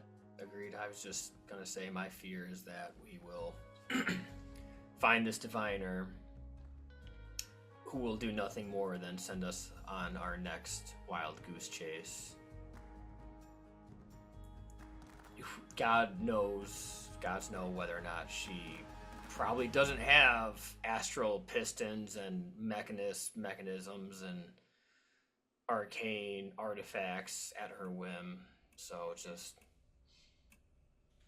wanted to enjoy the company and one last night of respite before it's right back to the mission. But I don't think that we'll be back for some time. Speaking of night, Gauntlet, should we send a message up to Oh yeah, we said if you don't hear from us within a 10-day, we're gonna be dead, right? Good point. That was the Doom before the Doom run, though. That was only like a day ago. Yeah, but before we go to rest, we might as well use the resource now. Sure, just saying. All right, yeah, I didn't prepare it today, but we can do that tomorrow. Okay. Never mind. As you guys are talking, a Cambion devil with an eye patch and a stump arm in a tattered military uniform. It's so worn that it has holes in it. And like the metals are hanging loose. And this dude is sloppy drunk. And he has like the 5 o'clock shadow growing in.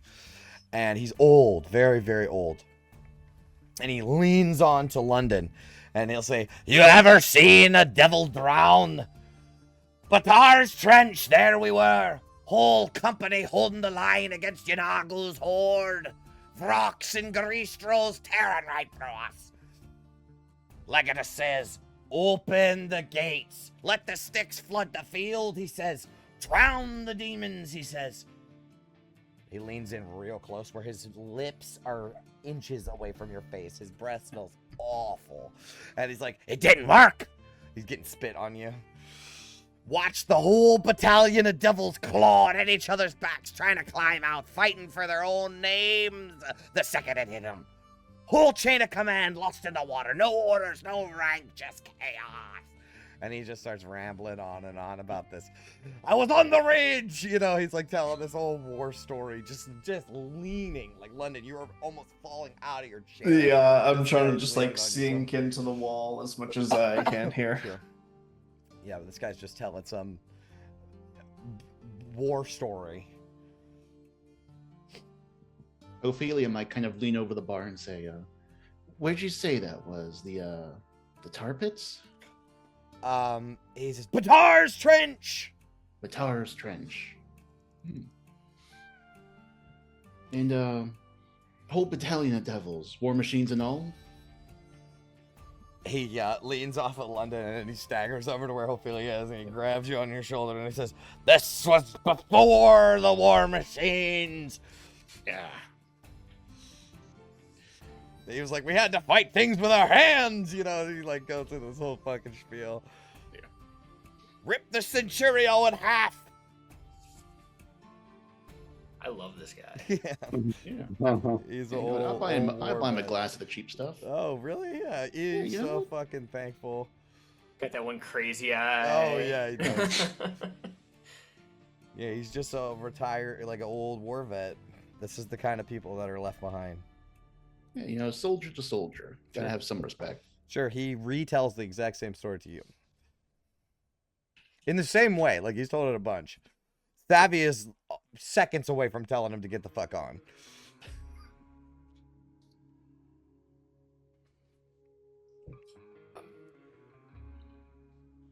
I did have one more thing I wanted to talk about, though, before, we retire.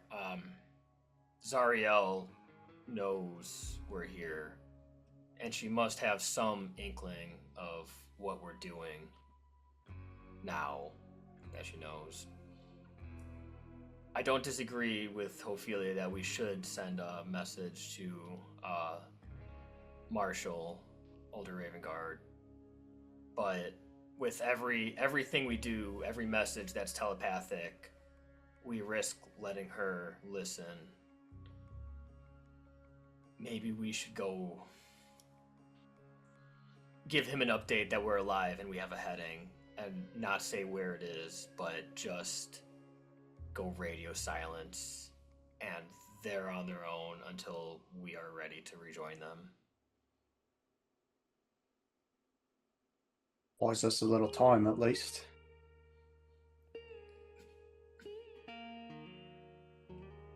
Not a bad idea, Tanis, but I'm worried that if we cut them off, metaphorically, the folks there were already stretched pretty thin. I mean, a lot of what we were leaving for is trying to give them some hope that they'd actually survive this. If they get no more new information, well, how much longer can they hold out all on their own, isolated? If there's one man in all the planes that I have ever known to be able to keep up hope amongst those who need it most, Marshal Ravengard will find a way. I'm not saying you're wrong. I mean, he's the only reason they survived so far. But something tells me this isn't going to take a week. Or a 10-day. No, I imagine it won't, but... We don't have to give him any sensitive information, certainly. But just... maybe tell him what we've already done. I mean, we may as well assume that Zariel's keeping track of us, so if we tell her old information, that gives her nothing. I liked having the element of surprise and her not knowing that we're here and what we're doing. Now, every message we send means that she knows that we're still here and still moving. She might be able to tell that we're sending messages, but if we don't, who's to stop her from thinking that we got ate by a... what did Maggie call them? The sandworms? Hellworms? Well, if she has a strong connection to Lulu, I may not be an expert in the arcane, but I know there are spells to look on people from afar if they're familiar with them. You heard what Mad Maggie says. Lulu and Zariel are pretty much interwoven. Vin, didn't you say you had some spell that could stop divination magics from working on people? What was that? Non-detection. Non-detection, yeah. That's right. I think it could work in a pinch. Is that how it works? Yeah, it's 8-hour duration now, so Oh, so that's 3 spell slots a day. Yeah. it's a 3rd level spell, so Vin can't even cast. Well, it's a racial thing. it's a free casting. Non-detection's free? For deep gnomes. Once a day for deep gnomes, yeah. Oh shit. Oh, That's once still per 2 day, spell though. slots. Yeah, once per yeah. Alright, well, never mind then. I just... How do you feel about this gauntlet? Do you think we should keep updates, or... And I the way the situation currently is, I don't know what exactly there is to be gained from them knowing, like, the exact details of our whereabouts and plans. But if we can just give them a general, we feel good going forward, we feel bad going forward. Exactly. Just an update that progress is happening. That's all they need. They don't need our battle plans. I think weekly check-ins are probably just the best way to approach it. Just let them know we're not dead. Don't give Zariel too much. But Are we worried that Zariel is going to try to reinforce the Hell Knights, knowing that we're here now? Should we at least warn them that maybe reinforcements are coming? Possibly coming. Let's be honest. What would they do with that information? They're already on the knife's edge. they have the vampires. But that's just trading one problem for another. Granted, one of those problems is death. But... And let's be honest here. Duke Ravengard isn't Zariel's problem. We're becoming Zariel's problem. So if she'd reinforce anyone, it'd be someone chasing after us. She's the Archduchess of Avernus. I don't think she's lacking for troops. You saw that front line.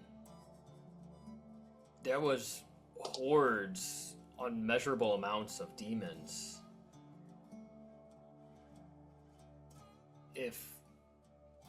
I disagree. I don't think she has just an unlimited amount, but not enough that she couldn't reinforce the Hell Knights and Elturel.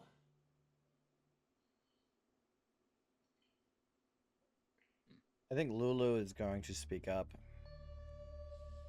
And she's going to say, do you think that Zariel knows that we're looking for her sword?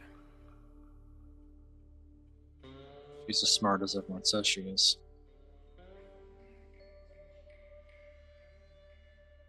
Well, I guess the question is, does she recognize us? I mean, she knows what we look like, but does she know I'm from Elturel and you're from Baldur's Gate? Does she know we were with you, Lulu? I mean, she may have an inkling that we're connected to Lulu somehow, but...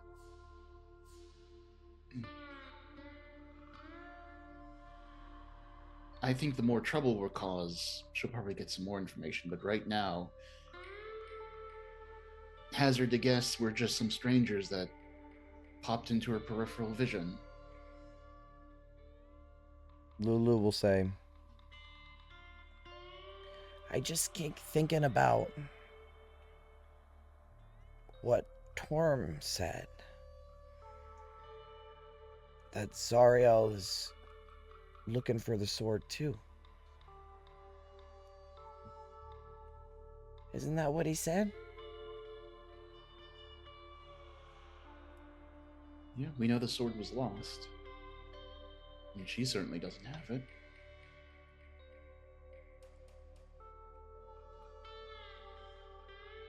He finds that before we do. I mean, everything's lost, so that's where I just feel as if it was best if we didn't. If we do have to send anything, even if it's just we're alive, that should be all it is. Yeah, we're alive. We're looking for a solution. We're on the path. I don't have to mention the sword. They already know what we're looking for. So I mentioned it because I don't know what she would do, but I think if you guys need me,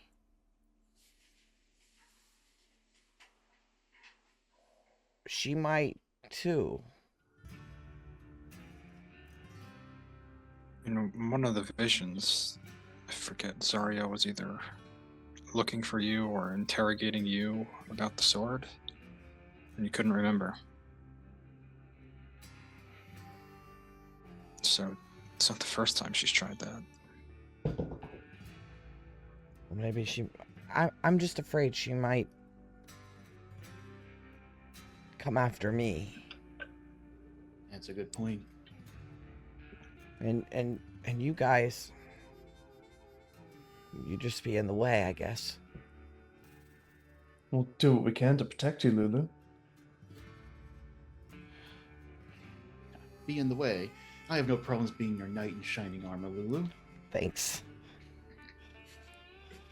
Going to stake my life on making sure that Zariel doesn't get her way. You can be sure of that, Lulu.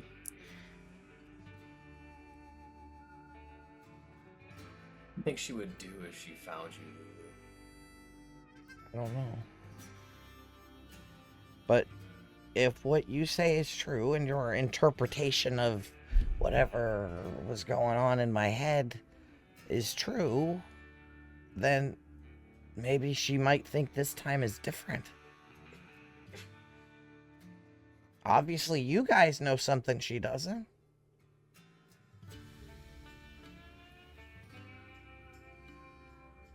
What would you do if we found Zariel? Do you still love her? I don't know. It's hard to say. She's not Zariel anymore. Not the one I knew anyways. Heck, when I remember her, I remember her as a beautiful angel and a strong, devout, loyal. And now, she's not even the same.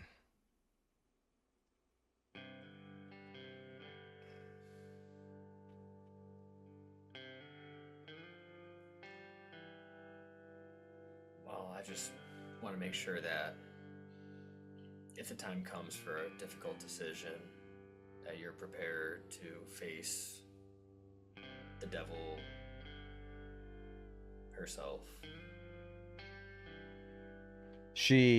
Lulu almost immediately tries to put that out of her mind. That is something that is so conflicting to her that it's really hard for her to like even want to think about. I tried to be optimistic, but at a certain point, facts are facts. If we're in the same room with Zariel, we're ants under her boot. For now. There's nothing we can do. Very true.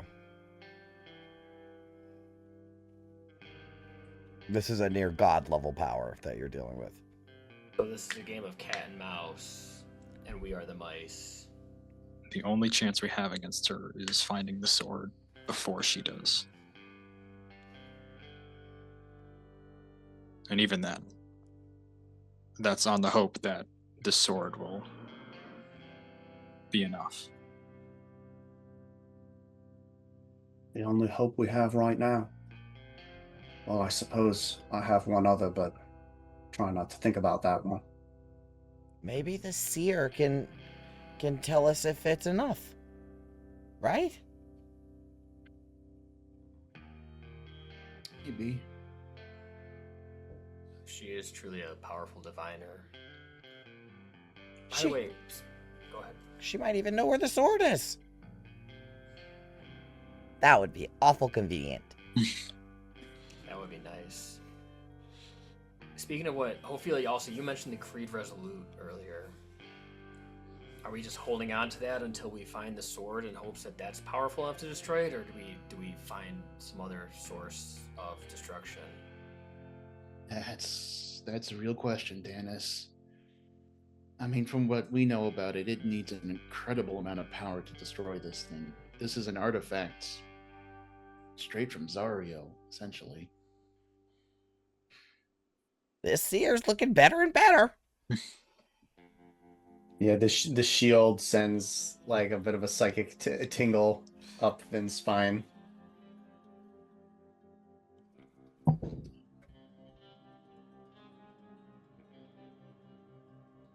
Let's see what the CS says.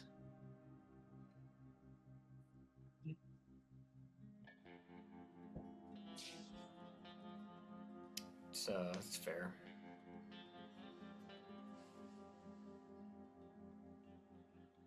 Here's another question that's been on my mind while we're grappling difficult questions. We need a piece of a celestial.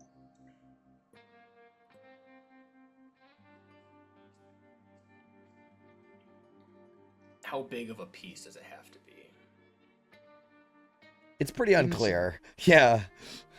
I mean, she said But like it a has- shard of a crown or a feather. It doesn't seem like it's not like a full artifact. It's more like just a chunk of something. Yeah, like a feather from an angel's wing and a piece of their halo seem like wildly different power levels. Like, I don't think you can get a piece of their halo while they're still alive. But You, maybe you a can't devil kill has- an angel, not in Celestia. No, but down maybe here? a devil has a piece of trinkets or spoils of war. I will say, the more powerful the object, like she did request a Halo Shard first, right? Like, or a Unicorn Horn. Those are fine. Those are what she wants. If the level of which you get the object will affect what happens. So if you do only come back with an angel feather, it might burn up within the first couple of minutes, and then you got to figure out, deal with void sludge or whatever else. Right, but plugging Lulu's ears for a second, if the last thing we need is a piece of a celestial,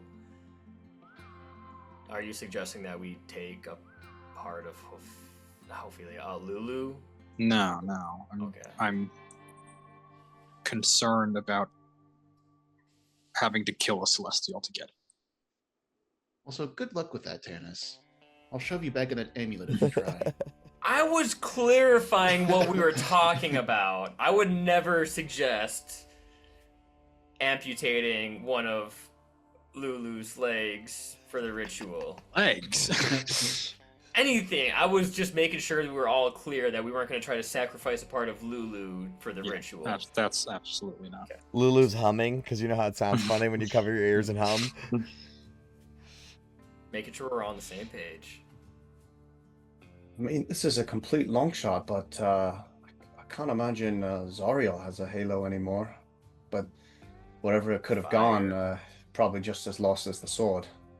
Yeah. Well, I wouldn't mind clipping a few of her wings off. But I don't think I want to get close to her just yet, not until we have a better plan. Agreed.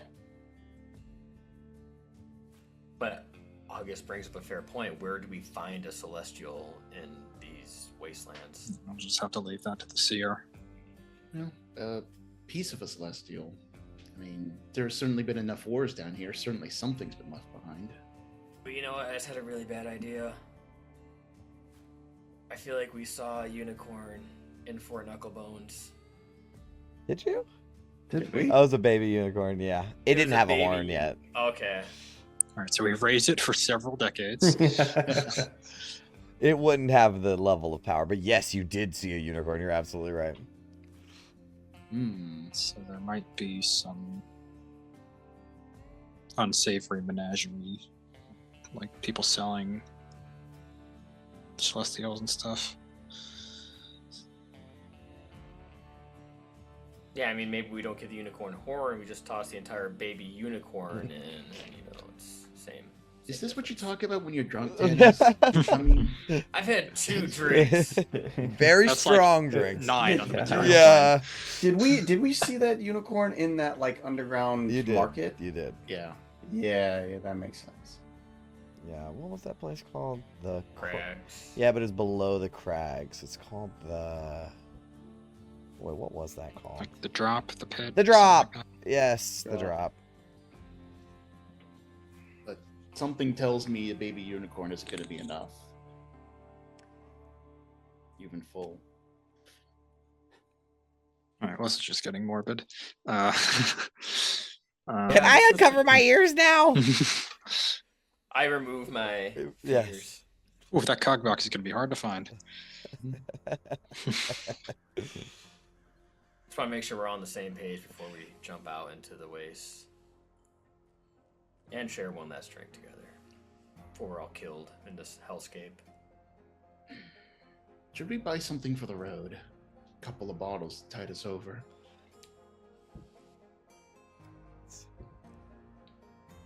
I reckon I do have a price for that.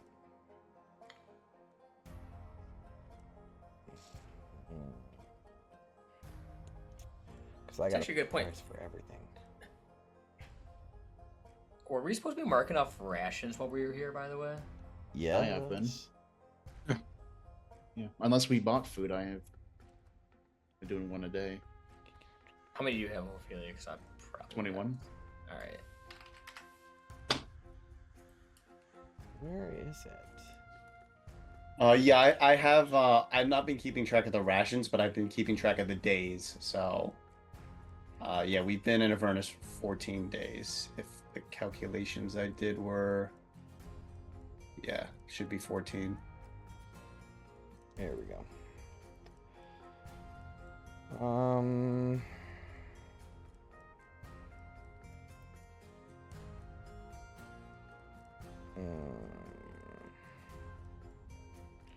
Bottled carrion wine, rock gut liquor, hell lost honey. Bottled carrion wine. How much is wine in the PHB? I think there's like 150% raise on it. Common wine is 2 silver pieces. Okay, so it's gonna be like quite a few chits. Let me see if I have anything in shithole. If you can buy a bottle.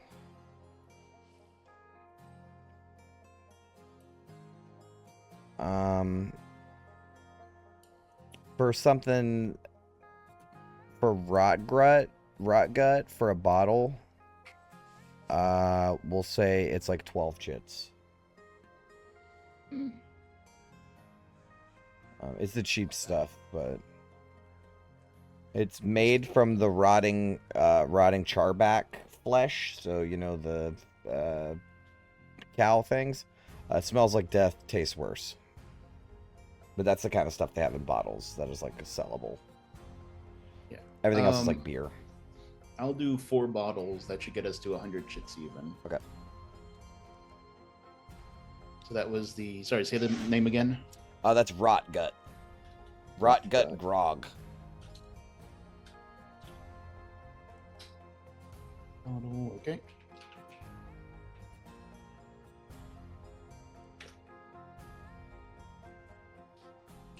Perfect. Thank you.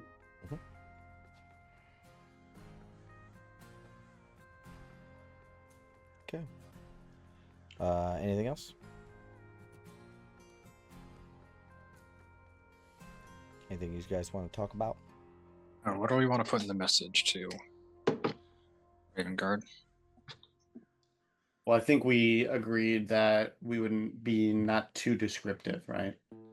No mentioning the sword. Just say we're looking for the solution or something. Oh, and Tanis, do you want this wyvern poison back? I kind of forgot to use it.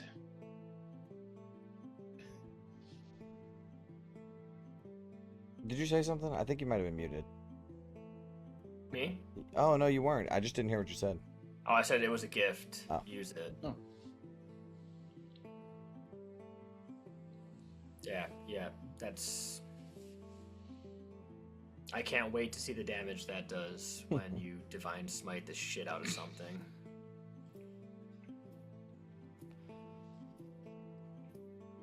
It's probably going to be plenty of opportunities for divine smiting stuff. Well, only one a turn now. Yeah, you remember when you guys were like, oh man, the random encounters just don't have any weight to them? You guys remember that? Who said that? Who said that? You guys did! I would never. Is that before or after London almost got carried off by Hell Lost? Yep. That would be before.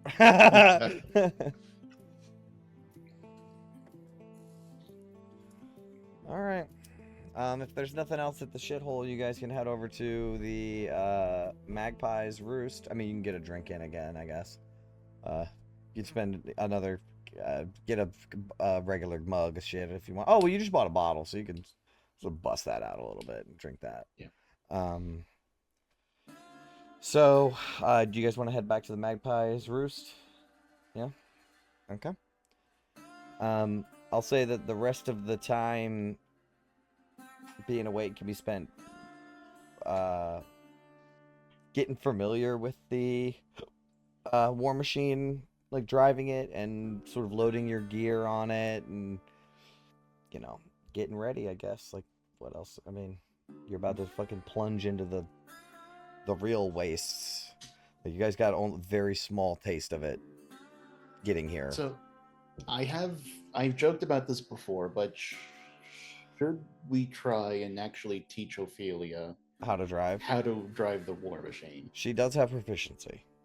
in land vehicles? Right, so but she would that's a be horse. right. Yeah. Does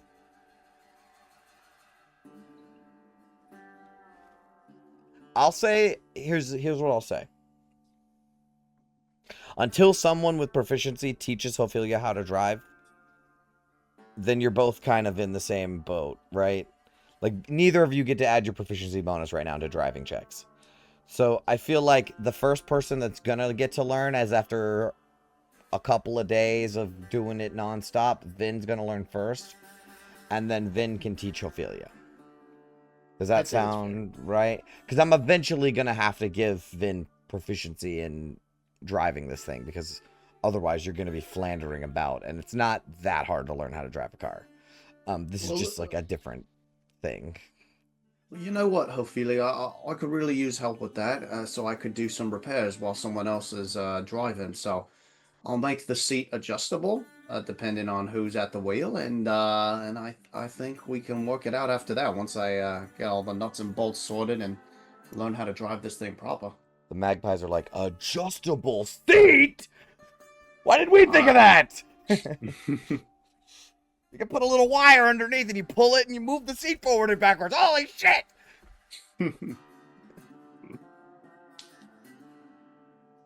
And that. Okay. All right, cool. Does anyone have any gear they have that they don't want to carry that I can put in my amulet for this long trek? Just throwing it out there. I got this big, real nice extra dimensional space, air conditioned. Your dead body room, I know. It doesn't have the dead body stink, and the Not incense has anymore. been burning for days. Yeah. Well, like Vin has the bag of holding, but I guess the advantage is that you could like store a living thing there, right? So that's like the big No, difference. I can't. I can't put living things there right now. But Well, No. not with. But your bag of holding is a pretty common magic item that not unfamiliar to devils in the hells. The amulet is like impenetrable. Oh yeah, good point. Yeah, Tannis is the only one that can get in the amulet. Yeah, anything that we want it's for for safe- safekeeping. Yeah, safekeeping. Yeah. Yeah. Should we toss in the Creed Resolute then? Because otherwise, it's been in her pocket basically. Yeah, that, and is the puzzle box in there? No, I also have the puzzle box. Maybe the puzzle box should go in the amulet. Yeah, probably. Yeah, if Zariel gets her hands on the puzzle box, you guys are really fucked. Ophelia Dude, will hand I- over both. Yeah, those two for sure. I also have some hempen rope that's pretty nice. I kind of want to hang on to that. You hang on to that. I was Yeah. talking more about destructive artifacts. Like, Creed Resolute, yeah, destructive artifacts. Immediately hempen rope after those two. You can also have my incense from Little Kalimshan. Ooh. There you go. I mean, this feels so inconsequential now, but here's the seal from Porter, so we don't lose it. You will anything need of that. value, Yeah, if we ever want to live in the Let's- city after all this, assuming we survive. All right, so Creed Resolute, puzzle box, Porter's seal. I'll put those in the amulet when I go to bed tonight. Okay. Anything else? Okay. Good. I seen someone new was watching The Descent from like the beginning, and they were leaving comments as they went. So I like revisited an episode where like they were like, Ademus is pissing me off. So I like revisited it. Dude, do you guys remember when like your biggest problem was like who killed all these people in the city and shit? Good times. Yeah, no shit. Like that was so long ago. Like when Elturel was destroyed, you were leading the refugees back to Baldur's Gate and shit. Like Simpler times. no shit. You didn't even know what was going on. I still have that receipt from the address search we paid for. I'm getting that 3 gold back. Oh yeah, you had gold back then. Yeah, man. It's like wow, whole different currency now. We had gold, then had a husband, you know. Oh. I did watch the episode where you went to Gad's house. Oh man, Yep, it's been a roller coaster. it sure has. It's also been like less than 2 weeks since it happened, hasn't it? It's been It's- more than that.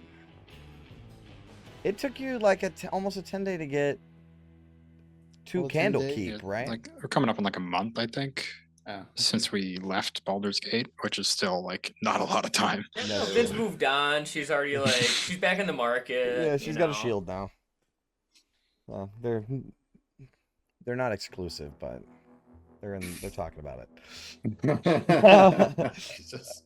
Open relationship with Gargoth. Yeah, that's kind of what's happening. All right.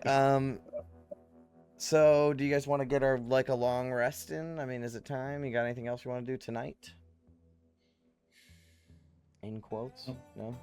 Ready to go, I think. You get a long rest. Done and done. I might.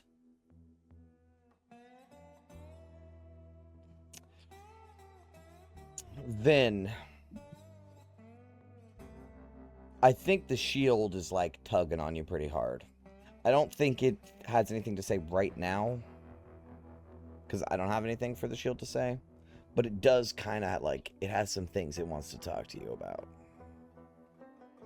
Yeah, again, I think she was like sensing it, like when we were talking about things in the Yeah. shithole. Yeah, it was listening. Okay, cool. So you guys wake up in the morning, and it's like you're ready to head out of here, huh? Leave the fort. Damn. Okay. The magpies are kind of sad to see you go. The other thing is, Gunner's not back yet. He didn't come back, so hopefully that worked out for him. One of the magpies, as you guys are loading the war machine, you're getting ready to head out. Chukka will say, "Mighty fine piece of junk you got there."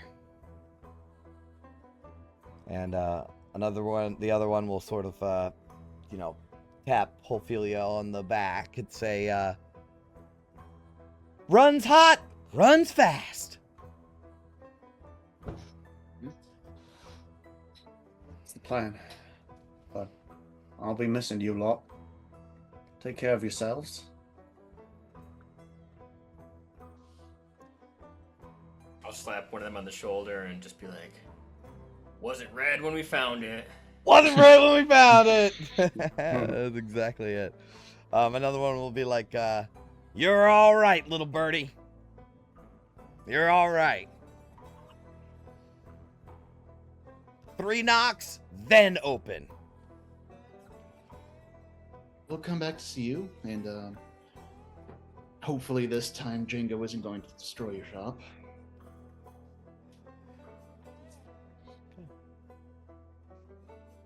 Shove it up your ass.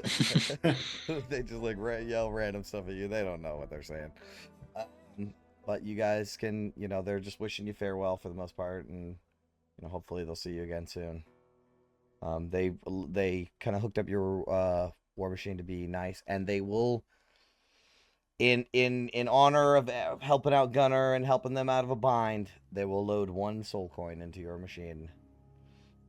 Give you a full tank of gas before you head out. This is completely Can we- inconsequential, but have we named our war machine? It's Yama's. It's Yama, right? It's Yama. Yama. Yeah, Okay. you can rename it if you so wish. That was what Gunner named it, but it's your war machine now, so if you add any cool modifications, you can name it. But okay, are you guys ready to head out into the wastes?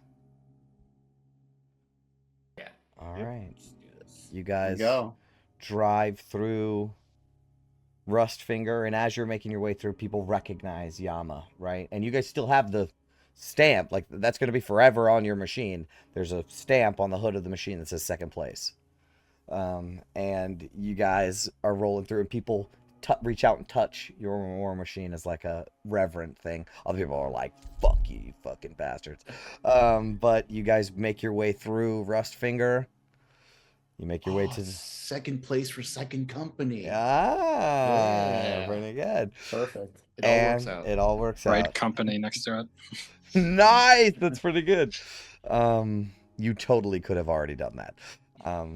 So you make your way towards the mall gate, and you head out into the wastes as a trail of dust kind of kicks up from behind you. And I'm gonna end the session there. It's a little early, but I think it's a good stopping point. Fair.